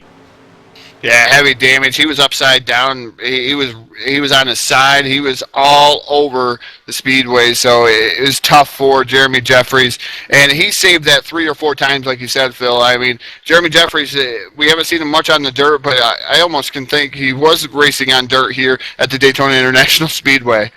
No, he almost certainly appeared to do so. And this tore up multiple cars. Multiple guys here tore up once again in this thing. I know Rich is feverishly at work down there trying to give us a replay. I think, Rich, you do have a replay ready, so let's throw it over to you, bud. Yeah, we lost PC2 again, so we went ahead and went to a splash screen real quick, go back to get the replay for our race fans. We know they like these replays, so we're going to go ahead and run it through. We're going to keep our eyes on the 04 of Jeremy Jeffries. Everything's looking good going into the corner. He taps that apron. Same thing Gary did a little bit earlier. Not sure if it's the same corner, but he got down on the apron. That's going to bring him back up. Had another car go down below him to miss him. He's really struggling trying to hang on to it. He's going to go up and smack right into Keith Patton in the 69. Tough break for Keith, just sitting at the wrong place at the wrong time. But luckily enough, everybody else until then, all of a sudden there we have a spinning turtle. I don't know. It didn't stay turtle very long. He got back on his wheels. Facing the wrong direction, facing the right direction, facing the wrong direction again. Looks like the rear end and the front end is completely destroyed. Not sure what Jeffries is going to do after that, but quite a few other cars involved in this. A little bit of spinning here and there just to get back in the picture to show you everybody else was able to get things under control and get their car pointed in the right direction. We had another spinner way down the track. Let's go down here and see if we can't find out who that was. That's going to be Craig Meyer. We're going to zoom in on Craig Meyer, see what's going on with him. We'll let this play out. He's coming to a stop right there after smoking the whole infield up. He's able to get his car straightened out and pointed in the right direction. So Jeffries, as you can see back there in the background again, gets hit again. That was the replay we just saw a little bit ago. He's just spinning again. So tough break for Jeremy Jeffries, guys. I don't think it's his night tonight. No, certainly not. It looks like it's going to be a terminal night there. Damage putting Jeremy Jeffries out of the event. And tough break for all those guys, Todd. Something happening once again at the front of the field, and just a victim of circumstance here when you get to a place like a Daytona. You get stuck in this pack racing. New guys like Keith Patton with 69, Craig Meyer with 25, multiple of those guys tore up. It's just such a helpless feeling there when something happens just there right in front of you. Just nothing you can do as a driver, and just the most helpless feeling of all here is when you're out behind the wheel. It definitely is a helpless feeling behind the wheel. You can't really do anything. It just, when you're coming around the track and you see all that smoke, it's just kind of like a Days of Thunder moment. Either you hammer down and try to go through that smoke, and hopefully, you're going to the top side, and hopefully they're coming down to the bottom side, because naturally Daytona is banked, so most generally all your wrecks are going to actually trickle down to the bottom. But sometimes they stay up top. Just one of those helpless feelings, as you've seen Jeremy just around and around and around, and there was nothing he could do once he was completely around there. He was just at the sake of what was going to go on for some of these drivers coming through the smoke and the dust and everything like that, and then innocent bystanders being involved in that towards the tail end of the field too, Phil. It's just so hard, and it is running towards the back. When we usually do at Daytona, we run towards the back, and you see some of these wrecks, and sometimes there's just so much chaos you really don't have time to think or react. No, you certainly have no time to react, as you said out there. It's just a helpless feeling when you're out there at 190 plus miles an hour out there in this big pack. But we work under the yellow flag for the third time tonight, just looking up and down the race list here. One of the guys so excited to see here as part of this Premier Cup Series in 2016 and that's the driver from New York in the number 60. That's our buddy Zach Freeman. Zach, it's Phil from DRTV, buddy. Do you have a copy? Yeah, I got you, Phil. How you doing tonight, bud? We're doing great, buddy. 33 laps into this thing. Been slowed by some cautions. We've seen some, very strange rain in Daytona here earlier this evening. But so far, man, tell us about your race so far out aboard that number 60. It's definitely been a strange race up to this point. But I've just been kind of hanging, trying not to be too aggressive. Got a lot of talent out here and a lot of guys that I'm not used to running around. There's a few that I'm familiar with, but for the most part, it's like running brand new again. But it's a good time, and as long as we can keep all four fenders on it and keep out of trouble, hopefully at the end of the race there we'll be up front. Now you said it, Zach. This the list of guys out here tonight, and as part of the roster here for 2016 for the Premier Cup Series, it is stacked top to bottom, and your name certainly belongs in that list of heavy hitters we can look at week after week. But when you look at that list here and you get out here to an event like this at Daytona and be a part of this whole 36 race series this year, how pumped up do you get when you get out here and see a list of guys like this, the assortment of talent here we have all over the racetrack? I'm super pumped. I can't thank you guys enough for putting this on. TDR, DRTV. I love these long series that follow the actual Cup schedule. It's a real good time, and hopefully we can put together a good series here and see what we can do with some points. All right. Well, Zach Freeman, we welcome you to the Premier Cup Series in 2016. We look so forward to talking to you once again. You guys get ready to go back to green, buddy. I'm going to let you get back to it, but thanks again for a few words, and good luck, my friend. Thanks, Phil. All right. Zach Freeman, number 60. Todd, one of the many names that we've got familiar with here. So awesome to see him a part of the Premier Cup Series. We're about to put this thing back under green flag conditions. Yeah, pace man already down pit road. Green flag back in the air, and at the helm of this field is the 103 of Carson Krins. Tom Salvain sitting second. Third is Frank Divens. Fourth is Jesse Klein. Fifth is Jeffrey McClintock. Sixth is Matt Watkins. Seventh, Chris Harder Felix. Eighth is Joe Allen in that number 6 machine. The 17 of James Collins running ninth. And 10th is Zach Freeman in that number 60 machine. So right now that's your top 10 running order, Phil. A lot of these guys, it looks like yellow flag going to fly. Not sure what happened there, Phil. Is another yellow flag on the speedway, and it might have been some contact or another blown order, Phil. I didn't see it. Did you? I did not see anything amiss on the racetrack there, but it was certainly just going up through the gearbox, 2 turns number 1 and 2. I'm going to try to scan back here, Todd, see if I just see something awry here through the back of the field. But certainly you're just having issues coming out of the gate, getting this thing back under green flag. I'm going to take a quick look, Todd. Did you gather to find something here in your quick few seconds here strolling? No, I haven't found anything, Phil. Just scrolling through, trying to figure out what was going on, and I don't know what brought out that yellow flag there. I'm still looking through here and trying to see if it was just it might have been. It looks like I don't know if it was the 48 of Alex Davis. It looks like something with it looks like something with Alex Davis in contact. Alex Davis spun down through the infield here. I normally don't bring out a yellow flag, but I think the contact with the outside portion of that might have brought out that yellow flag. It looked like there was something going awry there with the 48 of Alex Davis. Just trying to scroll on back through. I know Rich will find a better look here on the DRTV replay to show you exactly what happened. But these guys is coming up to speed there, past the start-finish line. Something going on there with the number 48. Looks like a check up the start-finish line and almost maybe a little bit of contact between him and another vehicle. Don't want to speculate who that might have been, but the 48 certainly around Todd. Looks like no damage, just spun those tires a little bit. So Alex will get back pointed in the right direction, but that's going to put us on the yellow flag tonight. I believe this may be unofficially number 5. But Rich, I believe you're ready with the replay, so down to you, bud. Yeah, interesting to keep up with here, race fans. You're going to have to bear with me for a second. We've got 2 Enterprise cars involved. The second one in line is the 48 of Alex Davis. We're going to keep our eyes on him, but first we're going to watch the 12. That's going to be Gary Mingus right there in the front of this 3-car pack. Everything's going. Green flag's out. Alex Davis gets one heck of a run. All of a sudden, he's into the back end of the 12. That's going to set the 12 up to the top side of the track. And then something just let loose on Davis's vehicle. Not sure what it was. It looked like that thing was under control for the most part. and then all of a sudden it just went down under the apron, heading right towards the inside wall. We're going to keep our eyes on there. He was able to miss that inside wall. Doesn't look like he really hit it. He might have tapped it a little bit there. Nope, he didn't. He was able to get that car righted right, and he's working on getting back out on the track. So tough break for Alex Davis. He's probably going to have some flat spotted tires. Not sure how much damage the 12 of Gary Mingus is going to have, but we had two of those cars, the 48 and the 12, make some contact that set all this off, guys.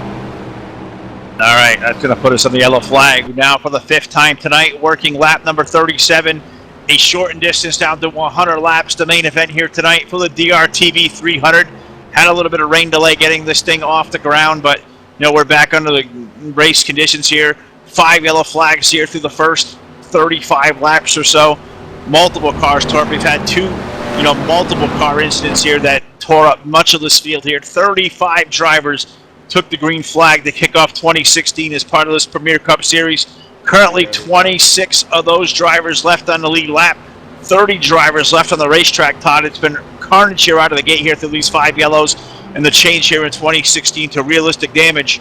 When we see contact and incidents like this on the racetrack, we see in a moderate damage situation. A lot of these guys can soldier on, keep going, pointing in the right direction, but when we get to realistic damage, especially in a place like Daytona, it can gobble up cars rather quickly. So far, we see 5 drivers out of the event. Yeah, indeed. I think we're in store for maybe a long green flag run here, Phil. I can feel it because Dr. Green has told me so. So we're going to see if this yellow fever ends here at the Daytona International Speedway, and we get a long green flag run here. That I think pit stops will break up this field, and a lot of things have been people have been heavily damaged here at the speedway, but they're still soldiering on. We have 30 cars left out of 35 here at the Daytona International Speedway. Some 3 laps down, some are 2 laps down, some are 1 lap down, but they're still soldiering out there, Phil, and it goes to show you how much dedication these drivers have out there on the speedway. Yeah, well, said we're 38 laps in. We still have 30 cars on the racetrack. 60 plus laps to go in the DRTV 300. The current race leader, the number 92, Jeffrey McClintock. Great to see him part of this Premier Cup Series in 2016. Matt Watkins, the number 15, currently 2nd. Chris Hartefelax 3rd. Joe Allen is 4th. Derek Justice here, defending champion. He's currently rounding out your top 5. 6 through 10, Danny Johnston, Ken Hansen, Don Dangler, Steve Looney, and Dennis Chambers look to be your top 10. I think I lost somebody there. Scott Schreier, Danny Johnston, Ken Hansen, Don Dangler, Steve Looney is your current top 10. Dennis Chambers is 11th. Eddie Lee is 12th. Zach Freemouth 13th. James Collins 14th. Looks like it's going to be Keith Patton. Your top 15 is timing and scoring recycles here. We've seen guys up to the front of the field. Looks like Scott Schreier, Ken Hansen, those guys pitting out of the top 10. The lights are out atop of DRTV Pace Fan. 2.5 mile Daytona International Speedway playing host here to the DRTV 300 to kick off here for the 2016 Premier Cup Series season. Cannot wait to see where this series takes us here over this calendar season here. 36 races. This is race number 1. All going to be highlighted. The first ever Path to Premier Scramble that will settle our championship here. Months from now, the first 30 races, we're going to set up that field. And then for the last 6 races of the year, going to be much drama here in 2016 to settle our Premier Cup Series champion. But we don't want to think too far ahead, Todd. It's only February. We're all here at Daytona. It's Daytona Speed Week. So, of course, the Daytona 500, the granddaddy of them all, live on Fox tomorrow night here for our guys out there watching YouTube land. Everybody knows the ambience that goes around Daytona. And you get to a big race atmosphere. This DRTV 300. What kind of pressure do you think these guys are feeling behind the wheel of these cars? And how badly do you want to claim a checkered flag in a place like Daytona in a race like this? Well, it's always good to come out of the first race with a win and in the top of the points lead there, Phil. And it's a great feeling, especially at the Daytona International Speedway, to, like I said, come out with a win. It's just fantastic. I've never actually won one of these races at the Daytona International Speedway live on a televised race here. But Pace Fan making that hard left-hand turn. We're about ready to go back to green flag racing once again with McClintock and Hartefelax at the helm of the field. Green flag is in the air. We're back to racing here. Lap and a half to get up to full song at the Daytona International Speedway for the DRTV 300 live on the DRL network. Now DRTV 300 back under the green flag. working lap number 40 now under the green flag. It is Jeffrey McClintock of the number 92. He had your race leader, Chris Artefelix, to 112 is there as well. The 6 of Joe Allen. Those guys is trying to dive on a line, Todd, side by side for about 4 spot on back down the back straightaway. Yeah, it looks like they're leaving Chris Artefelix out of the loop here. Now the number 99, Don Dangler, moves up to the top side to help Artefelix to try to get a run. Jeffrey McClintock down on the bottom side. GT 1 lap down in that number 4 machine, trying to learn or get his lap back the hard way, and he's not right now being able to do so. Don Dangler still going to the high side in that number 99 machine as Chris Artefelix drops back down to the bottom with McClintock and Joe Allen. Your top 3 right now around the speedway. Looks like the number 99, Don Dangler, cannot pull off a pass, but here comes the 121 of Steve Looney. He is running in that 5th spot along with the 60 of Zach Freemouth. 6th, 7th is the number 2 of Tom Salvain. James Collins in that number 17 machine. He is running 9th on the speedway, so interested to see what these guys are going to do around the speedway. It looks like another yellow flag is flying, and Dr. Green was wrong. Dr. Green, you're fired. Dr. Green is certainly fired. Going to be yellow flag number 6 now. Pass lap number 40. Looks like it's going to be the 60. Something happening there. The 69 of Keith Patton pulled behind the wall. Not sure he had anything to do with this current yellow flag or not. But that's a big break, Todd, for guys like GT Irizarry. He was out there racing to try to get his lap back the hard way. And for the driver of that number 4, it's certainly going to be mission accomplished. Yeah, definitely mission accomplished, as now I'm seeing some more smoke and dust here in the trial. Well, not sure what happened there, Phil. Another post-race incident here after the yellow flag has already been out, and more cars mowing down through the grass here at the Daytona International Speedway. Yeah, contact, it looks like, off of the exit of turn number 2. Looked like it might have involved the number 12 of Gary Mingus and the dog John Palmer in the 108. And give Rich a point of reference there. See if he can't find what happened to put us under the yellow flag. But this is caution flag number 6. Not sure we're going to have the benefit of the replay. You know, something that was part of the Premier Cup Series, Todd, in 2015. They're going to be returning in 2016. You know, we have the rule here in the Premier Cup Series. The first yellow flag here, the first 7 yellow flags, you know, the guy who's responsible for this caution flag is a penalty here, as you do here at DRL and over at TDR Racing as we follow along in their rule book here as part of the series. Guys responsible for the yellow flags, they come down and get end of the longest line penalty. But a new wrinkle to 2016, last year when you get to caution flag number 8 and beyond, those drivers responsible, they had to pull over and call it a night. But a rule change here to be more fair to these drivers in 2016. You know, as we get the yellow flag number 6, yellow flag number 8 and beyond, the recipient of that caution flag, they're going to have to serve a black flag penalty. You're going to have to get around. You're going to have to get a stop-and-go penalty on a restart. I think it's certainly going to be a more fair rule here in 2016, but if you're one of those guys bringing out back from caution flag number 8, that's certainly a big penalty and something you certainly don't want to do if you can help it behind the wheel. Especially at Daytona, you're going to come down the pit road and come down and do a stop-and-go penalty or a drive-through penalty, excuse me. You may even lose almost 2 laps, a lap and a half here around the Daytona International Speedway. It's going to be probably a lap and a half that you're going to lose here, and it's going to be detrimental to your race. So it's unfortunate, but it's a nice new rule, a nice new twist here with that rule. At least when the yellow flag, if you bring something out and you have not caused an incident all evening long, you only have to do that drive-through penalty, so you can still go ahead and race. Yeah, it's something, you know, where this series here, with DRL Premier Cup Series as we do here over here on Saturday nights, it's a driver series. We like all the input from the drivers. We asked that for 2015, some of the things we can do to make the racing cleaner, make some of the racing even better, have it more user-friendly for these guys, and, you know, it's one of the many things, to change the realistic damage, to weed out some damaged machines. You know, the 8th and beyond, you know, the caution flags here are going to serving a black flag here in 2016. And also trying to correct all these guys for any instance have a scoring issue there.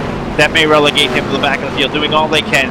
The admins over here, you know, of course, this being a DRL series and us being heavily involved, but the management at TDR Racing, it's a big hats off to all these guys. It's so much that goes into this series. It has been, you know, a very busy day. Well over 40 drivers signed up to the dotted line. 35 showing up tonight to take the green flag here at Daytona. It's a big undertaking for all of us at the DRL Network, but something, Todd, we're so thrilled to do. We're so happy to have all these guys in 2016. And I think, you know, just seeing the first speed bumps here, 6 yellow flags in the first half of this race at Daytona, I don't think it's indicative at all of any of the super racing we're going to see in 2016, because the racing we saw at the end of 2015 was certainly great, and I'm expecting the same here as we get on into the season.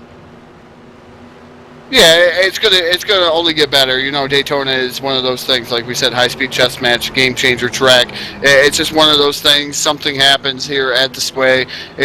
Sometimes it just don't happen on the Speedway. And Daytona is not that great of a product sometimes. That's just the way it goes at a super speedway. But when you start getting to these mile-and-a-halves, these 2-mile tracks, you're going to see some different types of racing. You're going to see these guys go fender to fender, door handle to door handle, and race it out.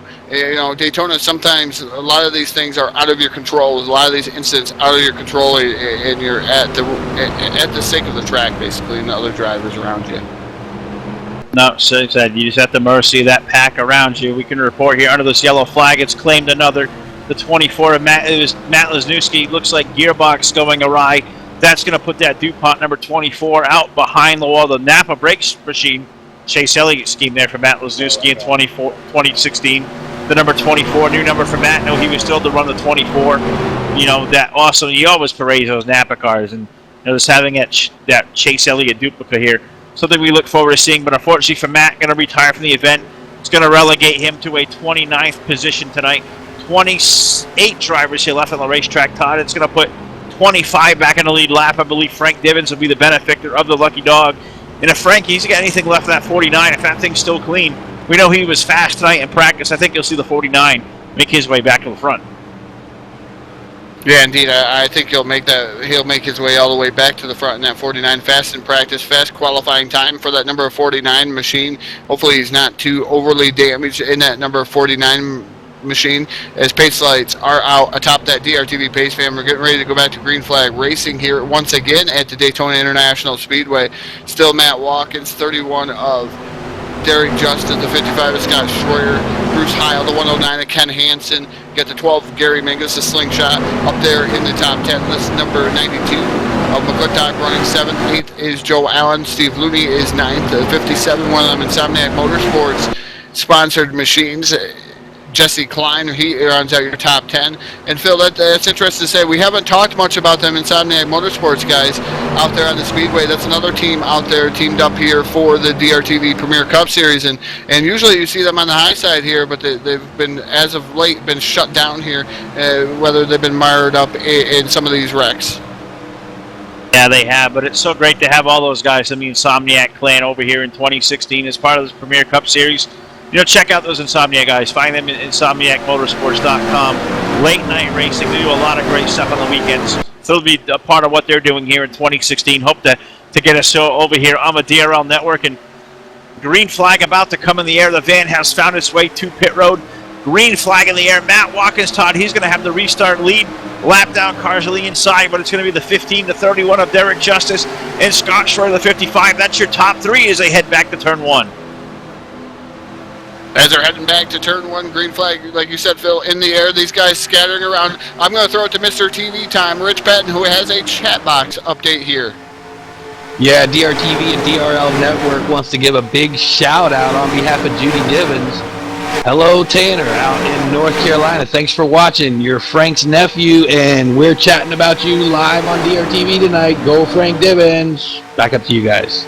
All right, cheering on Frank Divins. Good to see Judy out there in the chat box. Have not seen much of her here recently, but thrilled to have Frank aboard here in 2016 as part of the Premier Cup Series, and I'm sure we'll see our old friend Judy out there in the chat box real often. Welcome Judy aboard, as well as everybody out there. I see guys like Bob Sire, the Reaper, Steve Gordon out there, amongst the many guys out there. Bob Tompkins is out there a little earlier on. I'm not sure if Bob's still out there with us. But week after week, we see so many great people out in the chat box. It really makes what nights go like this go around for us up here in the booth each and every week on the DRL Network. But we're here at the Daytona International Speedway, the DRTV 300, shortened to 100 laps. We had a rain delay here a little while ago. Got this thing back under the green flag conditions, shortened the race up to 100 laps for time constraints, and now we're racing here just shy of this halfway mark, 47 laps in. It is Matt Watkins, Todd, with the race lead, running that high lane with Derek just right there in tow. The battle is now for that fourth spot. Looks like Ken Hansen, that Coors machine down low. Joe Allen, number 6. The 109, Todd, Ken Hansen is stuck all on by his lonesome on an inside lane. Yeah, he's all by himself down on that inside lane, and that's tough. Jeffrey McClintock now down to the bottom side with help from Joe Allen and Chris Harder-Felix. These guys trying to make a go of it at the 55 of Scott Schroyer, the 31 of Derek Justice, and the 15 of Matt Watkins. Those guys on the top side of the speedway, and now the guys trying to work on the bottom. Here comes Jesse Klein in that number 57 machine. He's working his way up on the top side of the speedway. He's going to try to duke it out here for that 6th position. Yeah, that's a good race for that 6th spot there with Jesse Klein in that number 57. So great to see Jesse out there. Tom Sylvain out there in that number 2, a part of that lead group. 2 by 2 by 2, all chasing Matt Watkins for the race lead. He's got it glued up to the high side with that inside lane, Todd. That's certainly on the march for Jeffrey McClintock, pulling it in that number 92. Looks like strength of the numbers marching up on the inside lane. We're going to see a race for the race lead as they exit turn number 2. Yeah, race for the race lead as they exit turn number 2. Looks like McClintock going to be able to edge the 15 of Matt Watkins, but here comes the high side back down with all kinds of momentum back down the back straightaway. The 15 of Matt Watkins leading the group here, coming into corner number 3 with the 31 of Derek Justice, but here comes the inside line firing back. McClintock and Joe Allen see they get one whale of a run on that inside, but then the top groove pulls them down the front straightaway here, down into the drivable. This time by it's going to be Matt Watkins leading lap number 50 of 100. Yeah, and he's glued up to that high side right up against the wall there in that number 15, and just a really interesting strategy, you know, as far as line for that number 15, Todd. We've talked about it many, many times at the restrictor plate tracks. The high lane seems to come in and be that fast way around here after, you know, the fuel of the tires burn off a little bit. You think that's what we're going to see here later on in this race as this thing goes on through the second half? I'm not 100% sure what's going to go on, Phil. These guys, I mean, you're going to see these guys probably come down pit road, and you're going to see them get fuel. I don't think the tire wear is going to be that bad. Daytona International Speedway, not much for tire wear. No, certainly not much for tire wear, as you said. As we look to the front of the field, Matt Watkins riding in the number 15 with the race lead. Derek Justice has pulled into the 2nd spot in the 31. Scott Schroyer also running in the high lane in that number 55, currently 3rd, but it is Jeffrey McClintock in the number 92 trying to pull that inside lane. He's got help there from Joe Allen. Tom Sylvain is there also in the number 2. That is side-by-side racing for 2nd place on back as the field hits turn number 3. Yeah, it looks like McClintock going to fall behind the 112 of Chris Harder-Felix. Harder-Felix goes from the top down to the bottom side. One whale of a run. Look at the run that Chris Harder-Felix has in that number 112 machine. He's pulling right up alongside of Matt Watkins here, coming out of turn number 4, Phil. Yeah, right there for the race lead off of turn number 4. As you said, racing for the race lead. Looks like it's Jeffrey McClintock. That one, it's Chris Harder-Felix rather, Todd, was pulling up for the race lead alongside the number 15 of Matt Watkins. Sorry about that. I heard you throw it to me, but clicked away to the wrong button there. Just completely lost where the field was up the front. But Harder-Felix now trying to pull the inside lane. Outside lane getting that big charge. Matt Watkins, Derek Justice, Scott Schroyer. Also Don Dangle, the number 99, having a great run. That looks like it may be the McClintock machine, Todd. Jeffries pulled the 92 up to the high side. They're trying to make quick work of Chris Harder-Felix. But here comes that Coca-Cola Chevrolet back on the march as they exit turn 4. Yeah, Chris Harder-Felix, one of those types of guys. If you want somebody to pull your line, that's going to be Chris Harder-Felix in that 112 machine. One whale of a super speedway racer is Chris Harder-Felix. Harder-Felix working the bottom side of the speedway, trying to get around. He was up to the door of the number 99 of Don Degler. He's going to be able to do so here once again. He's up alongside the door of the 99 of Don Degler here through turn number 2. He's going to almost pull up alongside the 55 of Scott Schroyer. But again, watch that top side. The top side, all kinds of momentum coming out of the corner. That's how they prevail coming down the back straightaway, Phil. These guys can stay in the throttle quite a bit longer on the top side of the speedway, even though you're almost flat-footing it around. You just don't have that checkup that you do on the bottom. You're not scrubbing off speed when you're on the bottom side as you are on the top. Now we're just following these guys through the low side. It looks like, you know, these guys maybe bottoming them out just a little bit here over the bumps here at the entrance of turn number 1 and maybe even the entrance of turn number 3, seeing the inside lane just stall out there. And as you said, they have it to the floor, but, you know, when you have to roll out of it, those second, third cars in line on the inside lane, that can certainly upset the kind of pull you would get from the draft. These guys certainly getting a great run there at the ends or the edges of the corner, but once they exit these long sweeping corners of Daytona, the inside lane, Todd, almost looks like they throw a parachute out there as Chris now falling back to the clutch as Tom Sylvain is going to make his way by. Here comes Zach Freeman in the number 60. That's a 7-8 car train, all within tow of the race lead. 13 drivers strong in the lead pack there as they exit turn number 4. Yeah, it's tough right now with being the 112 of Harda Felix. He's going to lose many, many positions. Only had the help from the 103 of Carson Krins. Krins on the bottom side, the only guy helping Harda Felix right now as we speak. That top group really moving it along here at the Daytona International Speedway. Looking back, almost 3 wide racing for about 6th place on back. Zach Freeman, the number 60, had an instant little moment there as Chris Harda Felix was down low. I think it was Joe Allen, the number 6. He tried to put that Troyer machine right, or the South Point machine right into the middle there. That number 6 machine almost made it 3 wide off of turn number 2. Made for some tense moments there. Zach almost bouncing that thing off the inside wall. Chris was coming off the bottom, but those guys have it back all sorted out. But looks like Todd as they exit turn 4. Going to have a little bit of lap traffic up ahead. Yeah, it looks like they're going to come up on the number 12 of Gary Mingus, the 77 of Bobby Farrell, Eddie Lee in the 210, the 110 of Dennis Chambers, both in Somniac Motorsports. Motorsports drivers having a rough go over here, but they still are soldiering around the speedway as the leaders coming up on them real quick. They're going to get up on the high side, up and out of the way of the lead pack here. Kudos to those guys getting out of the way of the lead pack. Still soldiering around though, Phil, in those cars. Well, never giving up out of that group. You know, Dennis Chambers, Eddie Lee is part of that group. They're just now falling a lap down. Dennis currently 23rd, Eddie 24th in that number 210. That's going to put 22 drivers left in the lead lap.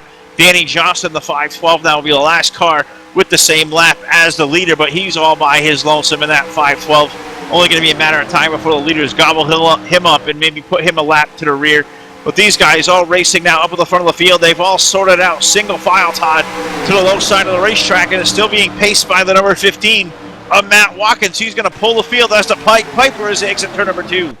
As they did drop down to the bottom side, and like you said, Phil, there's a lot of bumps on the bottom side. It's tough to run around there on the bottom side of the speedway, but these guys being able to do so, trying to log laps, trying to get to the 100 lap mark here at the Daytona International Speedway, Phil. I'm not sure our last pit stop, I mean, it's kind of early to talk about green flag pit stops, as now they're catching the 512 of Danny Johnston in that machine, and he's going to move up and out of the way of the lead pack, but I'm not sure what kind of calls that should be made on pit road. No tires and fuel only. Phil, I believe most of these guys are going to call, but what happens if you're mired into like a second pack? Should you try something different?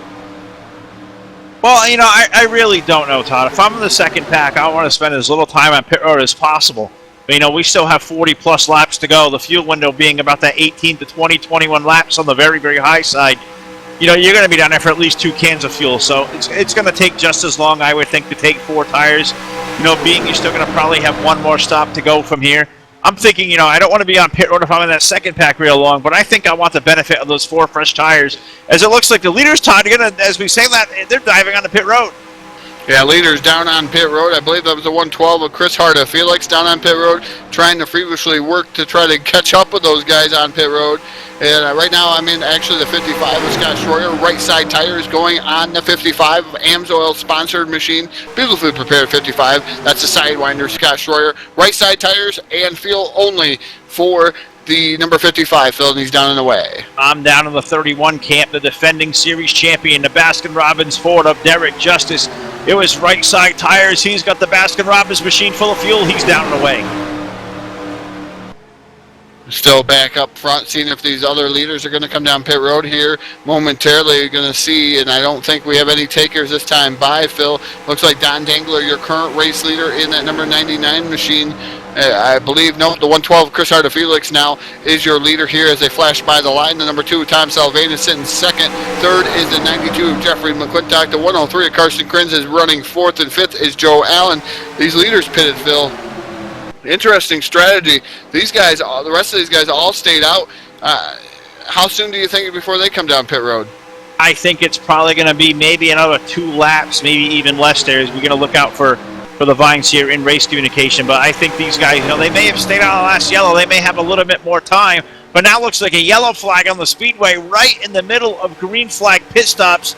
Something going awry on the racetrack, Todd. I'm not sure if you were able to catch yet what may have put that yellow flag out. But unofficially, I think this is yellow flag number 7 tonight. We're getting real close to that yellow flag number 8, Todd, or you're going to see some stiff penalties handed out from here on out. There's issues happening on the racetrack, and this one is, right in the middle of green flag pit stop. It's going to pin some of these guys a lap down.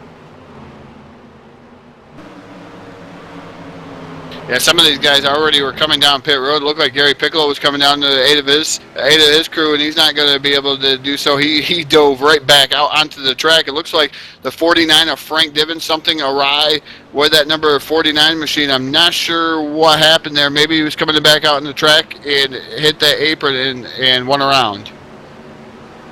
All right, so it looks like issues there with the 49 of Frank Divins right in the middle of green flag pit stops.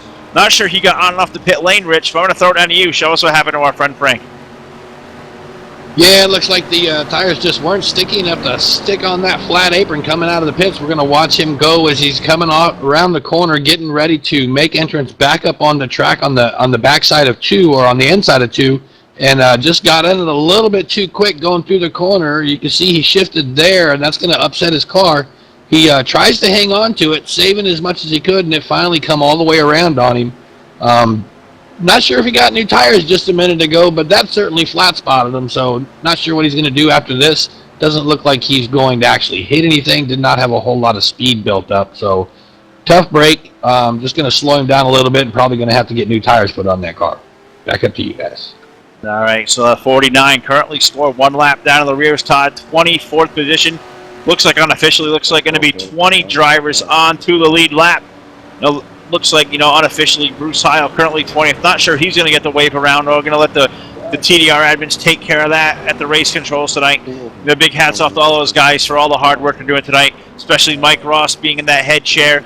Jack Chewin, of course, the owner of TDR, also got help down there from the likes of James Collins, Martin Karch, Kelly Horner, all those guys down there as part of the admin team over at TDR Racing, doing a great job. And Todd, I'm looking forward to the rest of 2016. Is going to see so much great racing here. It's certainly not going to be indicative here to these first 7 yellow flags and 60 laps at Daytona. We get to a place like Atlanta next week. We get to places like Vegas, Phoenix, and whatnot.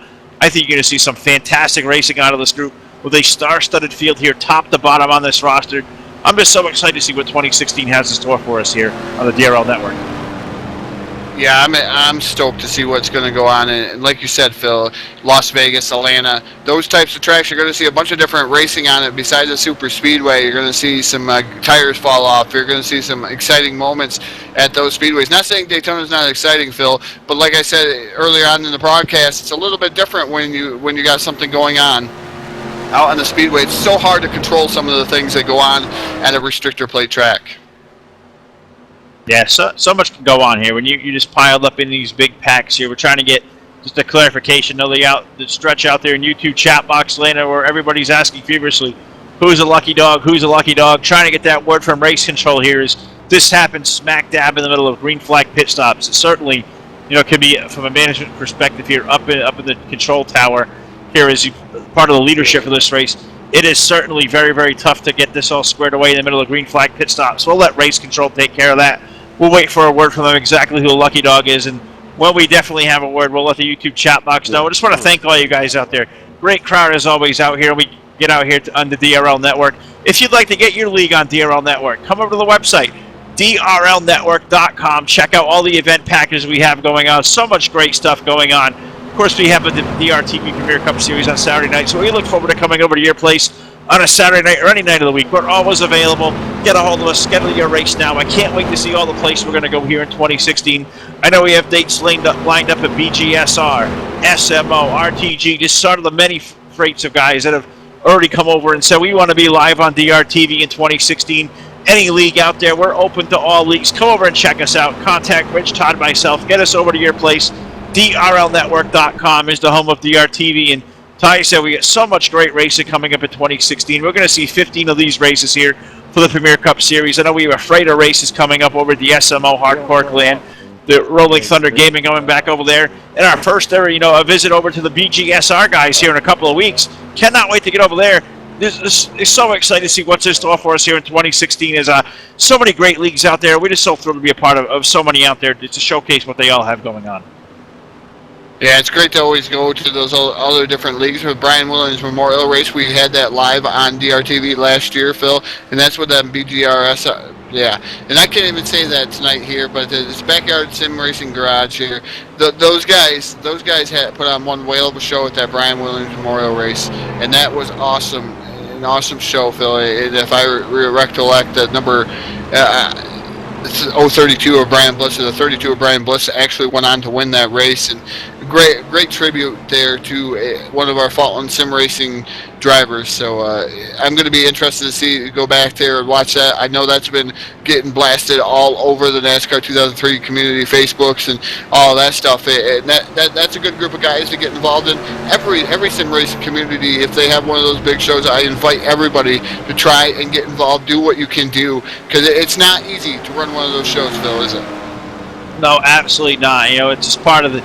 We talk about it. We say this word a lot of times we get up here in the booth. It's about community. So many great leagues, so many great people out there. There is great racing going on throughout the NASCAR Race 2003 community. There's so many leagues. You just go on Google, look these guys up. So many great leagues will take all great care of you. And, we're just so thrilled to just give a sample size here of any league that would like us to come over in 2016 and beyond to showcase all they have going on. Head over to their website, drlnetwork.com. Sulphur will be here at Daytona tonight, the DRTV 300, the opening race for the 2016 Premier Cup Series season. If you'd like to be a part of this series, 40-plus drivers, head over to the home base for the series, tdr-racing.net. The TDR gang going to take care of all racing operations for this series once again in 2016. The DRTV Pace Van Todd has found its way to pit road.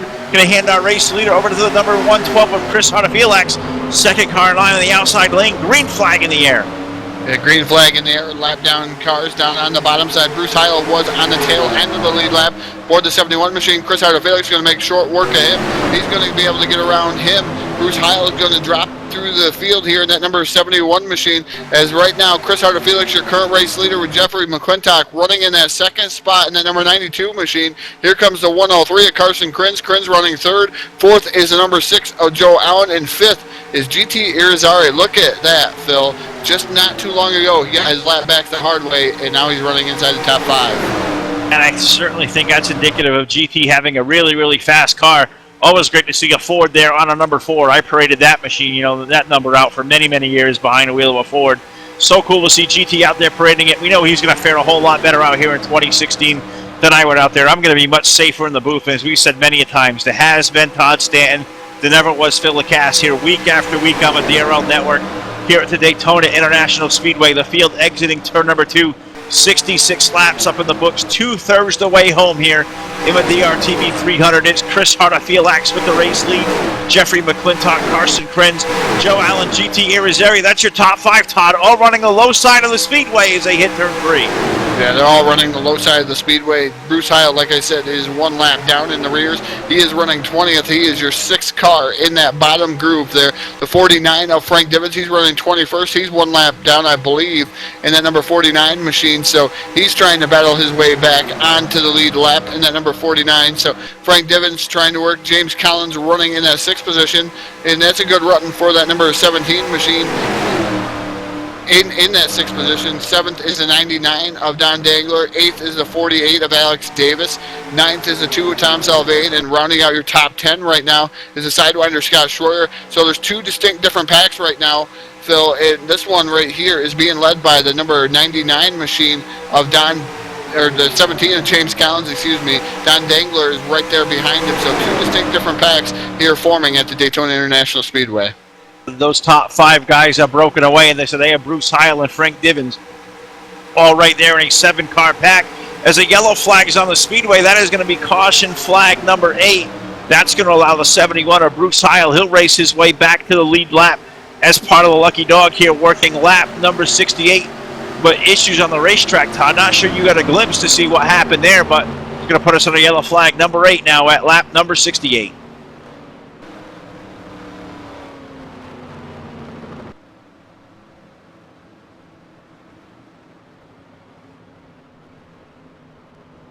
Right, so just trying to get an idea of what happened here to put us under yellow flag number 8. Seeing an incident on the racetrack, it looks like it may be the 109. Ken Hansen got some heavy contact. Looks like he may be out of the event. It looks like maybe issues around with the 76 of Jay Schaefer was to give Rich there just a little bit of perspective there where we can start with the DRTV replay. working now lap number 68, 2/3 the way home. Todd Stanton will now just out 42 laps to go. Do you think if these guys were to come to pair under this caution flag, is it a one more stop race from here?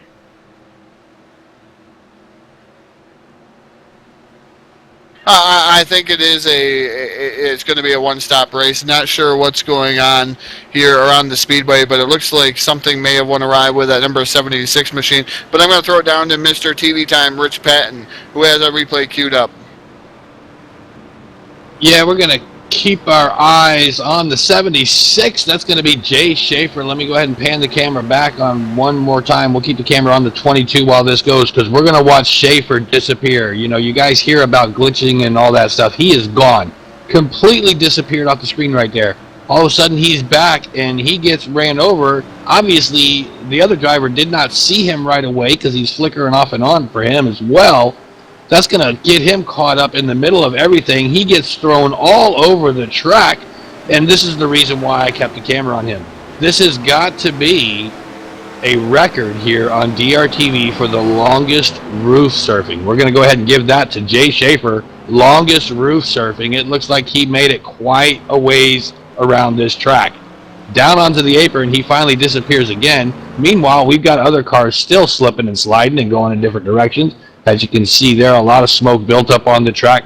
Quite a few cars facing in the wrong direction. So a lot of flat spotted tires, going to be some damage out of that one. And when a car glitches out on Daytona, it's not a pretty sight for everyone around it when it comes back. Back up to you guys. All right, so that's yellow flag number 8 here. Out of the gate here, 69 laps into the DRTV 300, the opening race here in 2016 for the Premier Cup Series. Todd Stanton, one more pit stop from here. Tough break, though, for guys like Ken Hansen. Looks like Jay Schaefer there also involved in this caution. 2/3 the way home. We've seen a lot of damaged race cars tonight. Now it looks like going to have 19 left on the lead lap. We've seen that top 5 guys break away. I want to ask the YouTube chat box as well as you, Todd, what can we expect here through these next 30-plus circuits? I think you're going to see some of these guys ride around, Phil, and try to get to the end of this race, and then you're going to start seeing guys move. When it's 20 laps to go, you're going to see these guys start saying that it is go time here, and you're going to start seeing them make some evasive maneuvers. But a lot of these guys will just ride around in a pack and bide their time because there's a lot of tore-up cars out there on the speedway, Phil.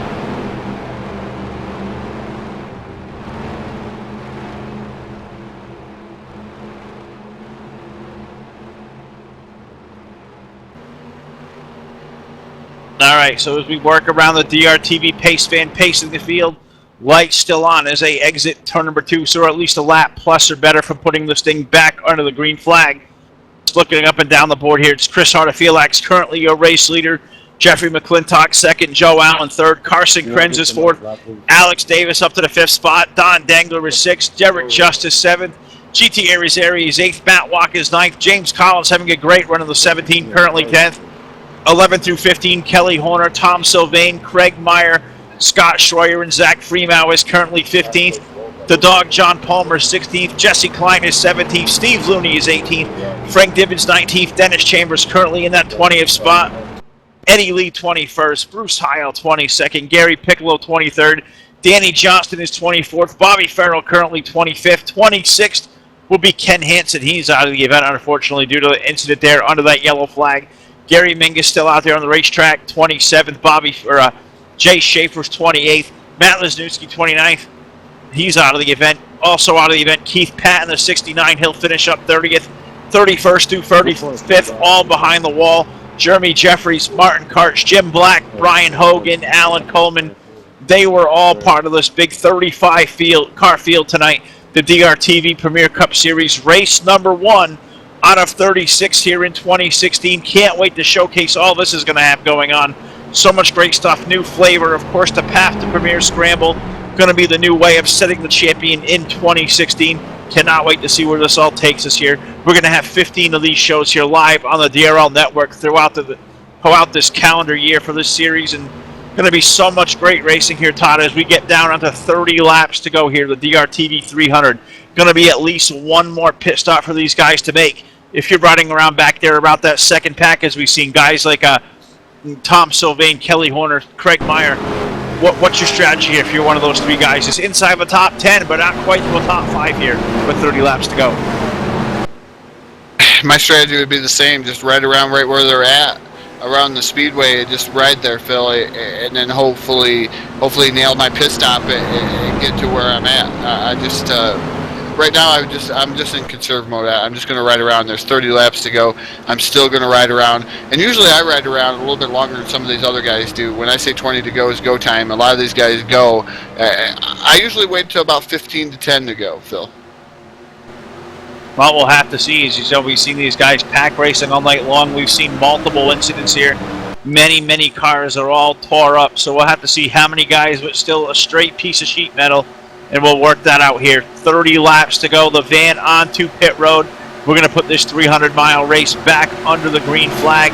The 112 of Chris Artefelax is going to pace the field to the green flag. And looks like Todd maybe prematurely that the van came down the pit road, but no green flag. I'm not sure what happened there. Yeah, looking back to see what happened there, I'm not sure what may have brought back out that yellow flag. And still looking around, and I'm not sure why the yellow came back out, Phil. I just wonder if somebody blew up on the speedway, maybe the 22. Looks like issues there coming down to the green flag to the 22 of Gary Piccolo. Looks like something going awry with the engine. Black smoke billowing out the 22, and that looks like, oil spewing out, Todd. Before this race, you get back under the green flag right away. Yellow flag conditions here. These guys never even go back to the green flag, so this is going to be a continuation of yellow flag. Number 8, tough break for Gary Piccolo, Todd. Was just out there making laps. Got through those couple of wrecks there with no damage, and just unfortunate for Gary. He was looking to get a good finish out of this thing, and now his night's going to end here prematurely here with 30 laps to go. Yeah, piston expired aboard the number 22 machine. Again, tough break for Gary Piccolo. And that's a lot of motors that have blown here this evening, Phil. And it's got to be in the back of your head what's going on with these motors once again expiring on the speedway. But then again, a lot of these cars had heavy damage. And when you're going backwards with your tires and you're spinning out and you see them tires go backwards, that's never a good sign and never a good thing for one of these motors. It just shoots the R's through the roof, and you just never know what's going to happen if them motors are going to last or not. Nah, you never know, and still so a lot of racing here left to go. At least one more green flag pit stop to make. If thing is to stay under the green flag, well, we right under the yellow flag, an extended period here. Let's see if we can't catch up with the driver of the number 99, currently out there in that 6th spot. That is, of course, our buddy Don Dangle, the number 99. Don, it's Phil from DRTV, buddy. Do you have a copy? 10-4. Don out there riding in the 6th spot here. A little less than 30 laps to go. I know you guys are coming to the restart. What's the strategy there on the 99? What can you do to get forward here and maybe capture this checkered flag? Trying to get through lap traffic, keep it clean. He's done a pretty good job tonight of staying clean. Hope to keep it that way. Well, we've seen a fair share yellow tonight, Don. What's the racing been out there like under the green flag? Seeing these guys swing up to the high side of the speedway, run the low side. What's it been like out there behind the wheel of the number 99? It's been good. Every time I pit, I seem to go to the back. I've had to work my way up a lot. I'm hoping to stay up here this time. Well, Don, it's awesome to have you a part of the series here in 2016. Hope to see a lot of you out there in the number 99. I know you guys are in turn 3, getting ready to go back to green, but I want to wish you good luck, bud, and we'll talk to you again real soon. Thanks again for a few words. Yeah, 10-4. Thanks, guys. All right, Don Dangler aboard the number 99. Todd out there in that 6th position. As he said, he's keep that car clean all night long. That may be the story at the end of this thing here. Now working lap number 73. These guys with these straight pieces of sheet metal, not any minimal kind of damage from these earlier caution flags, may play into these hands here as we get this outside of 25 laps to go. Yeah, I think it's going to play into their hands. And taking that left-hand turn down the pit road. We're back to green flag racing with Harda Felix at the helm with the 92 of Jeffrey McClintock. 2nd, 3rd is Joe Allen. 4th, Carson Crins. The 48 of Alex Davis is 5th. 6th, Don Dangler. 31 of Derry Justice. The 4 machine of GT Arizari, the 15 of Matt Watkins, and James Collins is your top 10. These guys working the top side of the speedway, coming down into turn 1, out of turn number 2, down the back straightaway. Frank Divin still 1 lap down to your leaders, trying to hold on, desperately trying to hold on to this to these guys up in the front of the field, just to try to score maybe a lucky dog or get a lap back the hard way. I hope there's no more yellow flags, Phil, but Frank Divin sure is hoping that at least there's one more. He's hoping for one more. As you said, he's riding up in that inside lane. He was the first car to restart a lap down, and he's certainly up there among the ranks of these guys racing up for the race lead. Frank hoping to somehow, some way, wiggle his way once again back to the lead lap. They are racing side by side for the 5th spot. Don Dangler's brought the 99 up high of the 48 of Alex Davis. Those guys are side by side, wheel to wheel at the exit of turn 2. Yeah, Dangler trying to make up some positions in that number 99 machine. He moved to the high side with the 31 of Derek Justice down the back straightaway.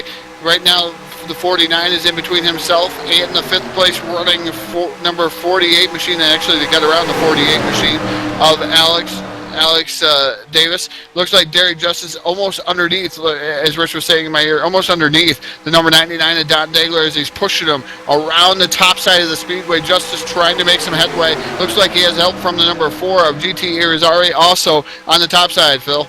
Yeah, they're trying to make way on that top side. As you said, Derek is all over slam traffic and 99 of Don Dangler through all over this 2.5-mile Daytona Super Speedway. I'm going to clown around the YouTube chat box, seeing these guys almost tandem drafting. How many laps do you think a guy like Derek can be all over the back end of that 99 before they have to make the exchange, before these motors get hot, Todd? Tandem traffic, not something we're accustomed to seeing here when we get out here on the Speedway, but these guys certainly doing something with it. And that 99 car on that outside lane, Todd, those guys are on the move. Yeah, I'm not sure how the setup is, Phil. If it overheats, if you're right there in the rear bumper, you know he's not getting no air or no air to that radiator in the front end of that car. And that Derek Justice machine, you know it's got to get a little bit hot, running as close as he is to the number 99 of Don Dangler. Dangler now up alongside the 103 of Carson Crins. That is a battle for the 4th position coming out of turn number 2 down the back straightaway. Dangler trying to pull up alongside of the 103 of Carson Crins. Once again, he's going to be able to do so down the back straightaway. One whale over run on the top side. Now he's going to try to shoot for that number 6 of Joe Allen. It looks like these guys trying to drift up the track just a little bit to kill that momentum of that 99 of Don Dangler.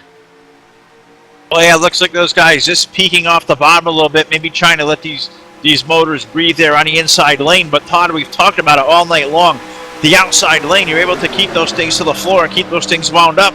If you're that second car in line, that Jeffrey McClintock machine or Joe Allen, the number 6, as it looks like now contact amongst the ranks of lap traffic, that's going to tear up multiple machines there, Todd. Looks like they caught lap traffic and something just going awry there. It looks like somebody just got confused there what lane to be in, and that's going to cause a multiple car incident here with just now 78 laps up on the board.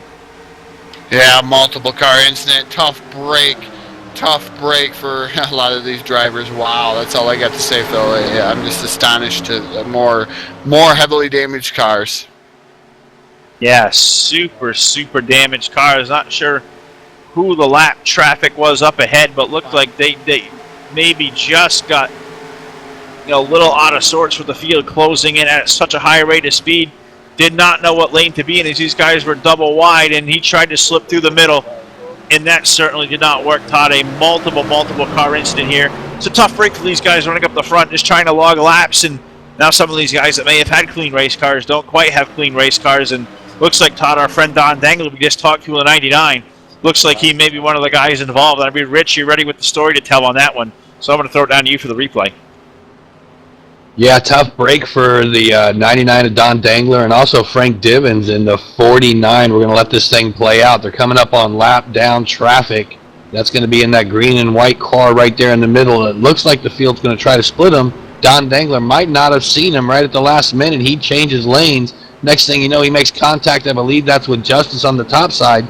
That's going to send Johnston down below.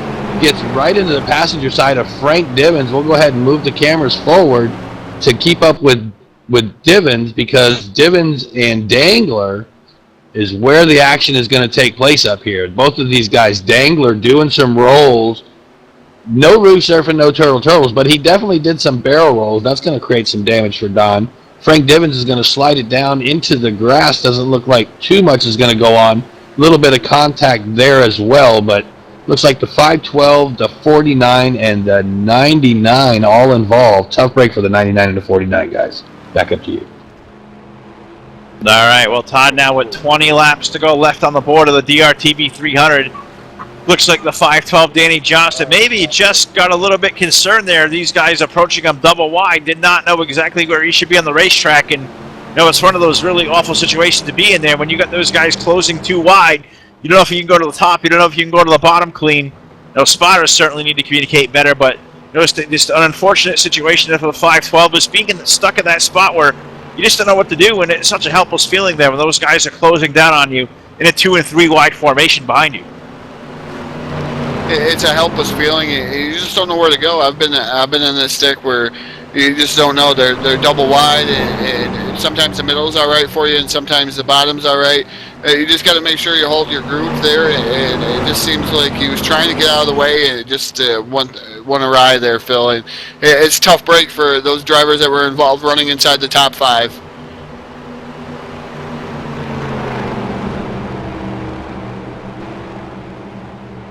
All right, we're right around the yellow flag now on lap number 80. Looks like pit road is open. May see some of these guys diving on the pit road, Todd, with 20 laps to go. Is this going to be the final time we see all these race leaders on the pit road? I think this may be the final time. You could clutch and probably save it the rest of the distance. We're on lap, like you said, 80. So I'm thinking they might be able to make it the distance, Phil. It's going to be gambling, though. You're going to have to really save some fuel. Well, we know these guys, a lot of these guys out there are just great at conserving fuel, especially under the yellow flag conditions. But we said the fuel window tonight, Rich Patton, was 18 to about 20 laps. We're about 20 laps to go now as these guys coming on and off pit road. How much do you think fuel strategy is going to play into the end of this thing, Rich? I think the guys that just pitted, the last ones to pit, I think they're going to be all right. I think the pit window is going to be running between 18 and 22 laps. I think 19 or 20 is actually the magic number.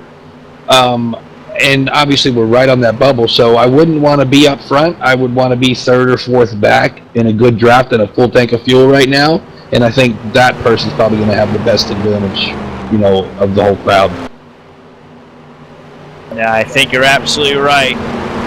But we're waiting for the lights to go out on top of DRTV Pace Fan working now. Lap number 81, less than 20 laps to go here in the DRTV 300 as we roll under the yellow flag. We'll see if we can't talk about, see if we can't get a hold of Todd's wanting to get the shout out for one of the Insomniac Motorsports guys. Let's see if we can't grab. All right, let's see if we can't grab. Let's see if we can't get Jesse Klein. So great to see Jesse as part of the series. Back looks like relatively, he's on the mend. Anybody knows Jesse. He's certainly had, his sort of demons here over the last couple of months. But so great to see the 57 out here. Jesse Klein, it's Phil from DRTV, buddy. Do you have a copy? Yep, sure do. Jesse, so great to have you aboard for the Premier Cup Series this year in 2016. Certainly been an eventful night there. Contact all around you and stuff going on. What's it been like out there for you tonight, buddy, behind the wheel at 57? It's been pretty rough. There's not much give and take at all. Certainly not. Sure. When you get pack racing at a place like Daytona like this, where just the name of the game, it looks like seems to be pushing and shoving, trying to fight your way back in the line. You think we're going to see much of the same over these last 20 laps here? These guys seem to have got sorted out here for a little while. We know we have a lot of tore-up race cars, but you think we're going to see that same kind of action at the front of the field here before this thing goes out? Yeah, probably. We're probably going to see at least one more caution because there's just no give and take with the wrecked cars out there. No one's giving it an inch, so I definitely foresee another one, if not 2. So I don't think there's going to be any field strategy left. We'll be pitting here again in a couple. All right. Well, Jesse Klein, it is so great, my friend, to see you as part of the series in 2016. I can't wait to get to a place like Atlanta next week where it will kind of sort itself out as the tires start to burn off and whatnot. But, Jesse, I want to give you the microphone. We don't get to talk to you nearly enough here on DRTV. I want to let you give a shout to your sponsors, your team out there. The floor is all yours, my friend. Yep, I just want to thank y'all for having us out here and doing the broadcast of these events. I got two of my teammates out here, Eddie Lee and Dennis Chambers. And we run in close connection with Smo Hardcore, and they got Steve Looney out here, so we were all looking to hook up and race together, but it hasn't happened that way, so I just want to thank y'all for having it, and hopefully we can get clean through this. All right, well, green flag back in the air, Jesse. Thanks again for a few words, buddy. We'll talk to you soon here. Todd didn't realize the restart was coming up on us so quick. Green flag's on the speedway. Yeah, green flag back out on the speedway. Joe Allen running second, Jeffrey McClintock at the point, and that number 92 machine. Third is the 112 of Chris Harder Felix. Fourth is GT Irizarry, and fifth now is Tom Salvain as he works around the 77 of Bobby Farrell, the 60 of Zach Freemow. He is running seventh on the field. Eighth is the 55 of Scott Schroyer. Ninth is the 108 machine of the dog, John Palmer. And 10th is the number 15 machine of Matt Watkins. So these guys trying to break away. It looks like we have a 4-car breakaway so far, Phil. It looks like they're trying to stay in line and get away from the number 2 of Tom Salvain, but I don't think they're going to be able to do so. Salvain's going to be able to join the fray along with the number 60 of Zach Freemow. Yeah, Zach Freemow is there. Also Scott Schroyer in line, and maybe even to an extent looks like Carson Krenz there. Looks like one driver is bottoming out there all over the apron, Todd. That looked like it might have been right around the race lead of the 92 of Jeffrey McClintock. That stacked the field up. They're going to be too wide racing down the back straightaway. Nice save by Jeffrey McClintock, and that number 92 machine is going to lose 2 positions to the number 6 of Joe Allen and the 112 of Chris Harder Felix. Wow, what a save. That's all I got to say. Now here comes Harder Felix down to the bottom side. He's going to get around the number 6 of Joe Allen. Allen now back to second, drop kick back to second. Now he has help from the number 92 of McClintock. McClintock trying to pull up to the rear bumper of the number 6 of Joe Allen. Maybe Allen can mount a charge here on Chris Harder Felix. Harder Felix has one whale of a lead here coming into turn 1, and you don't really want that much of a lead coming down through there. No, I don't think you want to get too far ahead, as you can get a great pull off of that lead pack. Chris out there with the 112, that Coca-Cola Chevrolet with the race lead. Joe Allen, Jeffrey McClintock second and third. Those teammates all over the back bumper. GT Irizarry also there, number 4, and Tom Sylvania, the 2. That's your current top 5. All chasing that 112 of Chris Harder Felix. 15 laps to go, Todd, in the DRTV 300. Yeah, 15 laps to go as this race is nearing its completion here at the Daytona International Speedway. It's been an eventful night, to say the least, here around Daytona. A lot of tore-up cars. We've had a rain delay. We've had a lot of different firsts here on DRTV. But right now at the helm is the 112 of Chris Harder Felix and the number 6 of Joe Allen. They're 1-2 right now, Phil. These guys staying single file in line. I think they're just trying to log some laps here, and I think we'll start seeing some challenges here later on. Yeah, I think you will here. 14 laps to go. The field working its way into turn number 3. That Coca-Cola Chevrolet holding the bottom side of the racetrack down into the corner. Joe Allen right there in tow there. The 92 of Jeffrey McClintock there. GT Irizarry, Tom Sylvain, Zach Freemow, Scott Schroyer, Carson Krenz. That's a 7-car breakaway racing for the race lead, Todd, as they hit turn 1. Now too wide for that 5th spot. Yeah, Sylvain trying to get around the number 4 machine of GT Irizarry. Sylvain on the top side of the speedway. He has help from the number 60 of Zach Freemow. Freemow on the outside looking in. He is in that 6th position. He's trying to get himself inside the top 5 in that number 60 machine. Good run for Zach Freemow. Freemow pushing the number 2 machine of Tom Sylvain up on the top side. It's 4 versus 2 right now, Phil. 4 versus 2, but those 2 cars in the high lane certainly making it work out there as Sylvain's able to get around the Irizarry machine. Now going to turn his attention to the 3rd place car, Jeffrey McClintock. A great push from Zach Freemow in the number 60. They are too wide racing. Maybe now put the 2 machine up to that 3rd spot, Todd, at the start-finish line. Yeah, the 2 machine is up to the 3rd spot. Sylvain and Freemow going places real fast on that top side of the speedway. Freemow now moves his way inside the top 5. He gets around Irizarry, but now these guys starting to battle back down on the bottom side. They got a snippet of a draft from that number 6 and that 112 of Chris Harder Felix. They're working on the bottom side, but that top side not going away with 2 cars tandem drafting on the top side of the speedway. Oh, those guys just not giving up on the outside lane. That looks like they'll put McClintock back there. Sylvain now trying to pull up alongside the Joe Allen machine. That South Point Casino Ford racing that second car in the inside lane. Outside lane making that charge, Todd. Here comes the Flying Deuce. He's going to make that charge to the second spot. Now maybe even look for the race lead as they head toward turn 1. Yeah, Sylvain making one well of a charge on the top side of the speedway, 2 versus 4. It's just an interesting change of events here. These guys really flying on the top side of the speedway as the number 60 of Zach Freeman now moves into that third position. The number 112 of Chris Harder Felix is right now all by himself, and quite a bit of guys as Sylvain now goes from the top down to the bottom. Lane switching for Sylvain. Sylvain now trying to go for the lead with help from Zach Freeman. Looks like that push from Zach Freeman in that low side. That's going to propel Tom Sylvain to the race lead to turn number 3. That's going to allow Zach Freeman around to the number 60, put Harder Felix back to the third spot in the 112. Those 3 guys looking to break away at the front of this field. But a new race leader emerges here. 10 laps to go, Todd, at the line. 10 more circuits around the Daytona International Speedway in the DRTV 300 live on the DRL network. Sylvain, your current race leader, coming down into corner number 1 with Zach Freeman running in that second spot. The 112 of Chris Harder Felix running third. Quite a ways back, Phil. I'm almost wondering, these guys in this little second pack that's formed here, trying to save fuel, Phil. I don't think they can make it the distance. Must be that these guys trying to save that extra ounce of fuel to try to make it all the way.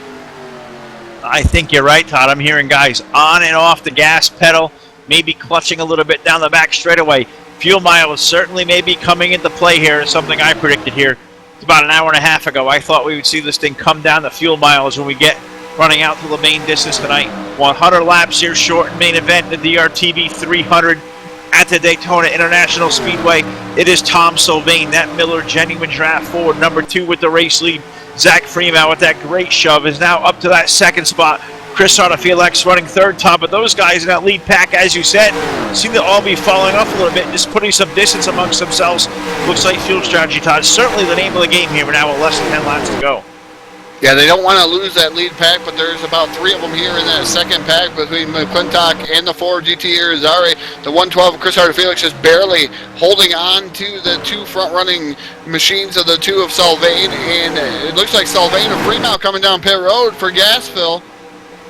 Looks like everybody's going to be a little bit short, just looking out there by all indications. I'm down in the pit of the number 60 of Zach Freeman. We'll see what the strategy is play. Is there going to be any tires here? No, must be just a splash of fuel here at about 9 laps to go. Maybe a half a can, 1 can of fuel. Let's see what the word is from the 60 camp. Looks like it's going to be gas and go only for that number 60, Todd. Gas and go for Zach Freeman. He's down and away. Yeah, gas and go for the number 2 of Tom Sylvain. He's down and away. Looks like him and Freeman are going to join each other back on the speedway. And Phil, it's going to come down to rolling the dice. I believe you're going to see the 112, the number 6 machine, and all those guys stay out and try to save enough fuel to make it the whole way around the speedway. I think you're going to see some different strategies here. The 112 of Chris Harder Felix, he's fallen off the pace as well. He's certainly in fuel conservation mode. Jesse Klein is going to be your new race leader in the number 57 there. Kelly Horner, the 21, he is now currently in the second spot. These guys all out there, Todd, saving every ounce of fuel they can. I want to ask the YouTube chat box from here. Can your race leaders, Jesse Klein, Kelly Horner, can these guys make it to the finish? So much drama here left to unfold here with 6 laps remaining at the line, Todd.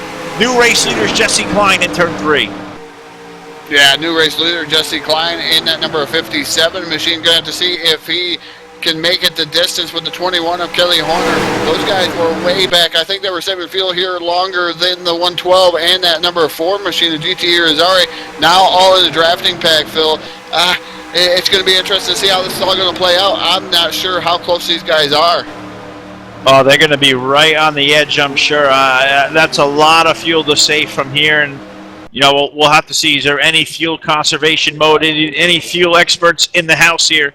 Working lap number 94, the field in the back straightaway. Jesse Klein, Kelly Horner, Matt Watkins, Chris Harder Felix, GT Irizarry, your current top 5. It is a 9-car draft at the lead of this field. We've seen guys like Tom Sylvain and Zach Freeman. Those 2 guys, we just seen them come to pit road. Currently on the edge of the lead lap, 14th and 15th respectively. They wanted to get that work out of the way early, Todd, but now the question is now with 5 laps remaining, are these guys out front now? New race leader Kelly Horner at the line. Do these guys have enough fuel from here? It's going to be tough. We're not sure if they... Oh, Jesse Klein in the 6 of Joe Allen made contact out there in the corner, Phil. I'm not sure if that brought out a yellow flag or what, Phil, but it looks like they're still green flag racing, but I know contact between the 57 of Klein and the 6 of Joe Allen. Yeah, there was definitely contact there. Those guys all pointed in the right direction. They'll keep it rolling, but certainly, that's not going to help their strategy here of trying to stay out on this lead pack and save all the fuel they can. But we're going to put 96 of 100 at the line. Looks like officially 5 laps to go in this DRTV 300. It is Kelly Horner with the race lead with Matt Watkins, Chris Hartfield, Jesse Klein now fourth. Jeffrey McClintock currently running in that 5th spot. That lead pack now, Todd, down to it looks like about 7 cars. That contact there seemed to break them up. All these guys out in the lead pack, could they roll the dice? Can they possibly save enough from here? The guys in the YouTube chat box, some guys saying no, stay out. Some guys saying no, you can't make it from here. So much drama left to unfold here with 10 miles less left to go here in the DRTV 300 at Daytona, Todd. Yeah, it's boiling down. They have to be looking at their pressure gauges here for that gas. And right now, Kelly Horner and the 15 of Matt Watkins, a real slow pace for these guys. As now it looks like Horner trying to use the 25 machine of Craig Meyer, trying to get a little bit of drafting effect from that number 25 machine. But here comes Chris Hartfield. He's had enough of saving fuel. Fuel conservation out the window for the 112 of Hartfield. Hartfield down on the bottom side. He's going to take over second from Watkins. And now moves it into try to get around the number 21 of Kelly Horner. Here comes the 112 of Hartfield. Yeah, Chris on the move with that Coca-Cola machine. Those guys trying to clutch it, make all they can. Chris is absolutely digging on that low side now, trying to find a long side. That Kelly Horner machine, they're going to be side by side for the race leading to turn number 3. Kelly's going to have to seed that inside lane as those guys now making that charge is going to put Hartfield back to the race lead. Todd, it looks like Jesse Klein, the 57, he's going to head to pit road. Yeah, Jesse Klein not going to be able to make it in that number 57 machine down on pit road now once again. But the 21 of Kelly Horner, I heard in-race communication very, very iffy if he's going to make it the rest of the way. So I'm going to have to see if the 112 of Hartfield or the 15 can make it. These guys all gambling on the speedway right now, still staying out. It's just up in the air, Phil, to see if these guys are going to make it or not. Mr. TV Time, Rich Patton, you've been part of these fuel mileage races before at these super speedway tracks. Do you think these guys like Chris Hart and Matt Watkins, can those guys out front, can they save enough fuel? Can they make it from here? To be honest, I've been pretty busy down here with some other issues going on in the background. I'm not sure who can do it, who cannot. I know there's more cars coming into pits, and it looks like Hartfield is staying out again still. So not sure if he's good to go. I know he dropped back a little bit earlier, probably doing some drafting, probably some clutching, trying to save some fuel. He's driving like he's good to go, so it's going to be interesting to see, but he's out there all alone right now. He doesn't have much help. He certainly doesn't. It's going to be the white flag the next time at the line. The race leader, Hartfield, working his way off of turn number 2. Certainly in fuel conservation mode. The 31 of Derek Justice starting to chase him down. Derek 1 lap down in the rear as he came down for his work. Currently scored 14th last time around. We're going to let timing and scoring reset. Looks like a 21 Todd of Kelly Horner. He may be out of gas as well. I think Horner out of field. The 112 is out of field. Chris Hartfield has got to come down pit road. Who's that going to leave left out on the pits? It looks like Irizarry trying to stay out in that number 4 machine. He's going to try to make it the rest of the distance here. Is white flag, white silk in the air, Phil. Number 4 of GT Irizarry looks like unofficially maybe scored the race at the line. Does he have enough fuel? Hearing that thing, just breathing on fumes, Todd. Drama into turn number 1.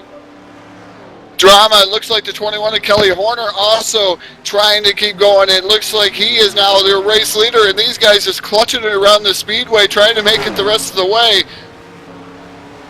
Imagine that, Todd, as the white flags over the speedway. The race leader, Kelly Horner, now in the backstretch. Does that number 21 Dodge Charger, does he have enough fuel to bring that thing home in victory lane tonight in the DRTV 300? He is in turns number 3 and 4. Looks like that thing is starting to lose a little bit of ground there, Todd. So who is going to win this thing off of turn number 4?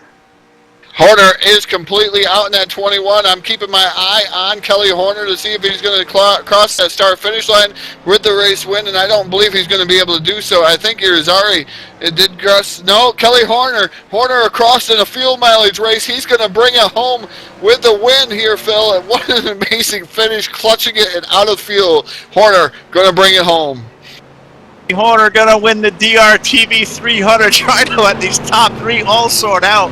What a wild fuel mileage race, guys. I mean, so much drama here through these last 10 laps, trying to square away who this top three may be unofficially. Looks like GT Irizarry may bring the number 4 home with the runner-up spot. Jeffrey McClintock, we saw him come to pit road. Looks like he may finish up 3rd. Matt Watkins, Tom Sylvain, Todd, unofficially your top 5. What a wild race. Kelly Horner rolling the dice on a 21. Todd, he's going to bring it home to victory lane.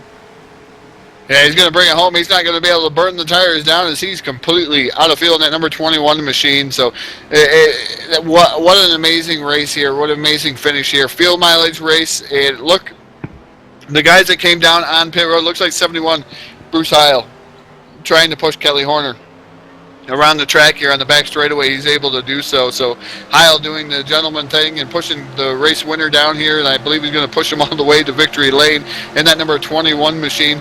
But I tell you, the guys that made the call to come in early, the 2 of Tom Salvain and the 60 Zach Fremont, they finished 5th and 6th, Phil. So that goes to show you how much of a lead that Horner had. Horner had a lead of 9 seconds over the number 4 of GT Irizarry. Irizarry had to come down pit road. Also, he was out of fuel, so he just barely made it in that number 4 machine. No, he certainly did able to bring the number 4 home runner-up spot tonight, but your race winner is going to be the 21 of Kelly Horner in a wild fuel mileage race here, these last closing laps. We'll see if we can't catch up with our top 3 as we always do here on the DRL Network. Of course, Kelly Horner going to be your race winner, the 4 of GT Irizarry. And we'll see if we can't get Jeffrey McClintock in the number 92 machine, see if we can't talk to our top 3. Think we got them all squared away. Todd, let's move into the post-race coverage. Let's see if we can't get a word with the number 92 of Jeffrey McClintock. Well, we'll see if we can't get him on the radio here. Jeffrey McClintock is Phil from DRTV, buddy. I'm not sure. Do you have a copy?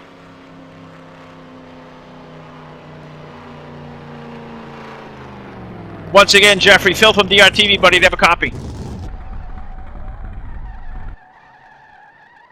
Looks like we're having issues with the number 92, trying to get him live on the airwaves here on DRTV. So we may have to scrape our podium finish here interview. Jeffrey, I'm going to try a 3rd time, buddy. Do we have a copy on you, bud? All right, looks like, Todd, we're not going to be able to get a word with the 92, but Jeffrey McClintock finishing up in that 3rd spot tonight. But Todd Stanton, I'm going to throw it over to you. I believe you have our runner-up finisher, and that being GT Irizarry in the number 4. Yeah, I've caught up with the driver of the number 4, GT Irizarry. GT, that field mileage race, that's one of those for the ages. I tell you what, great job here finishing up 2nd. And when did you actually run out of fuel there? I actually ran out coming, I guess, going into 3 in the middle. I mean, I was kind of looking for the hazard switch. I was going to put them on because, I mean, dude, we were like running like, I don't know, 100 miles an hour. I mean, I don't know. That was crazy.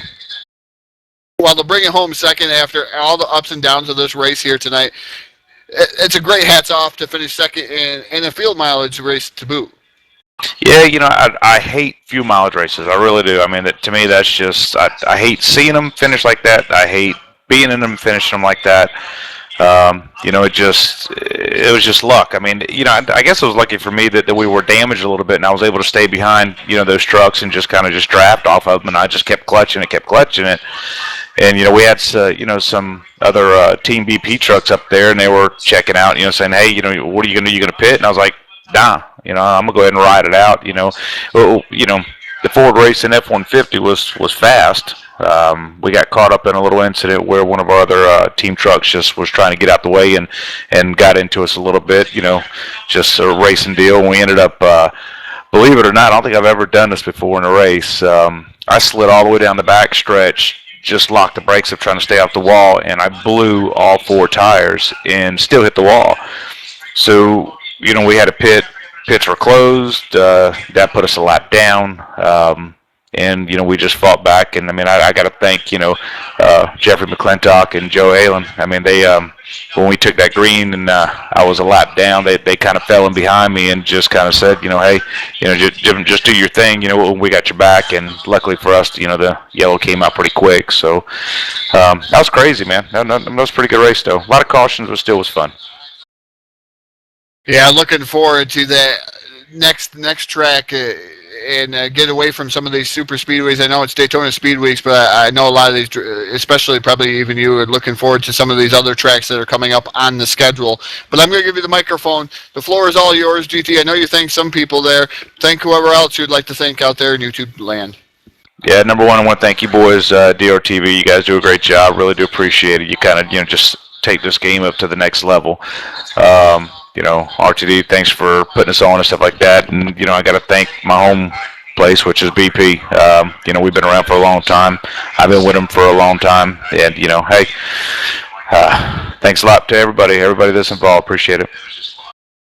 That's driver of the number 4, bringing home second here tonight in a field mileage race. That's GT Irizarry bringing home second. I'm going to throw it down to Mr. TV Time Rich Patton with another driver playing the field mileage card here this evening. Kelly Horner aboard that number 21 machine. Yeah, I made my way down here to Victory Lane. Kelly, one heck of a finish. Not what I expected. When did you actually run out of fuel? I think you went across our finish line out of fuel, didn't you? Yeah, I ran out of fuel coming into 3.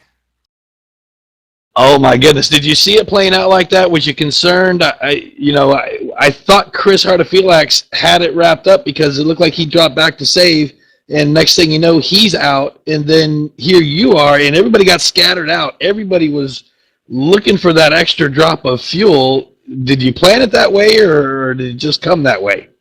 It was both a little bit of everything. I planned it that way a little bit. Plus, I just said I've never won anything big over here, and I was going for broke. I didn't care. If I ran out, I ran out. If I didn't, oh well. I was kind of getting the feeling that everybody was thinking that because from what I'm understanding, there were quite a few cars running out of fuel on that last lap. I waited till just before we went green. I was gonna, if I had to pit twice for fuel, I was gonna pit twice. But just as I ducked down to top off, they went going green next time by, and I was like, oh, really? And there was a few guys that stayed out thinking that we were going to go one more, I'm pretty sure. So I kind of lucked out. When I came out, it said a splash. So I just followed and drafted and saved as much as I could. And I actually didn't think I was going to win. I was hoping for just a top 5. But yeah, this is cool. All right, I hear that, man. Well, congratulations on the win. It's definitely a win that's probably going to be remembered because there's quite a few changes that happened in the last lap. But we'll go ahead and give the mic to you. The floor is all yours, sir. Go ahead and congratulate or thank anybody that got you here tonight, and congratulations on your win again. I'd like to thank you guys for putting us on. It's a cool. Willie for painting my car, and to my mom. She deserves this. All right, well, there you have it, race fans. That's your race winner today on the DRTV 300, Kelly Horner, the number 4. Guys, back up to you. All right, Kelly Horner, the 21, Rich, taking down the win. And, Todd Stanton, we had the build-up to this event all week long. We talked about it, the DRTV 300 at Daytona. An awesome group of drivers. The roster for the 2016 Premier Cup Series season is just stacked from top to bottom. We can see as much as great intense racing tonight when you get here at the pack racing at Daytona. It's certainly a different animal. When we get to places like Atlanta next week, I think you're going to see the cream of the crop here, and you're going to see some really intense racing. And just can't wait to see all the twists and turns we're going to see here on the DRL Network in 2016. Yeah, it's going to be interesting to see when we get to these other tracks who's going to come out on top. We had 10 caution flags among 38 laps, 31 lead changes among 14 drivers here at the Daytona International Speedway. Kelly Horner going to take down the win. GT Irizarry second, third Jeffrey McClintock, Matt Watkins 4th, 5th Tom Salvain, 6th Zach Fremont, Jesse Klein brings it home 7th, Carson Krins 8th, 9th was Derek Justice, last year's points champion here, starting out strong with a top 10. Chris Harder Felix finished 10th, 11th is James Collins, 12th is Scott Schroyer, 13th Bruce Heil, 14th Alex Davis, Steve Looney finishes up 15th, 16th Dennis Chambers, 17th Craig Meyer, 18th Joe Allen, 19th Eddie Lee, 20th John Palmer, 21st Bobby Farrell, Gary Mangus, Don Dangler, Danny Johnson, Frank Divins, Gary Piccolo, Ken Hansen, Jay Schaefer, Matt Lesniewski, Keith Patton, Jeremy Jeffries, Martin Karts, Jim Black, Brian Hogue, and Alan Coleman rounds out your 35-car field here for the DRTV 300 powered by the DR Health Network. Great race here tonight, Phil, and that's all I have tonight, and I can't wait to get out to the next track that we go to. Well, of course, the Premier Cup Series following the NASCAR Sprint Cup Series schedule. Next week, the series will head to the Atlanta Motor Speedway. So stay tuned to the website for home base for DRTV, drlnetwork.com. Check out the broadcast schedule coming up. We'll see here. We'll announce in a couple days if we're going to be here live next week. But we're going to have 15 races of this series of 36 on the docket here live for us here in 2016. So stay out there, drlnetwork.com, the home of DRTV. So until our next broadcast here a few weeks from now, whatever comes down the line here in the next couple of days, for Mr. TV Time, Rich Patton, for 212 Todd Stanton, it's been a strange and very wild night. We'd like to thank you guys out there in YouTube land for watching this latest installment of DRTV live on the DRL Network. Good night, everybody.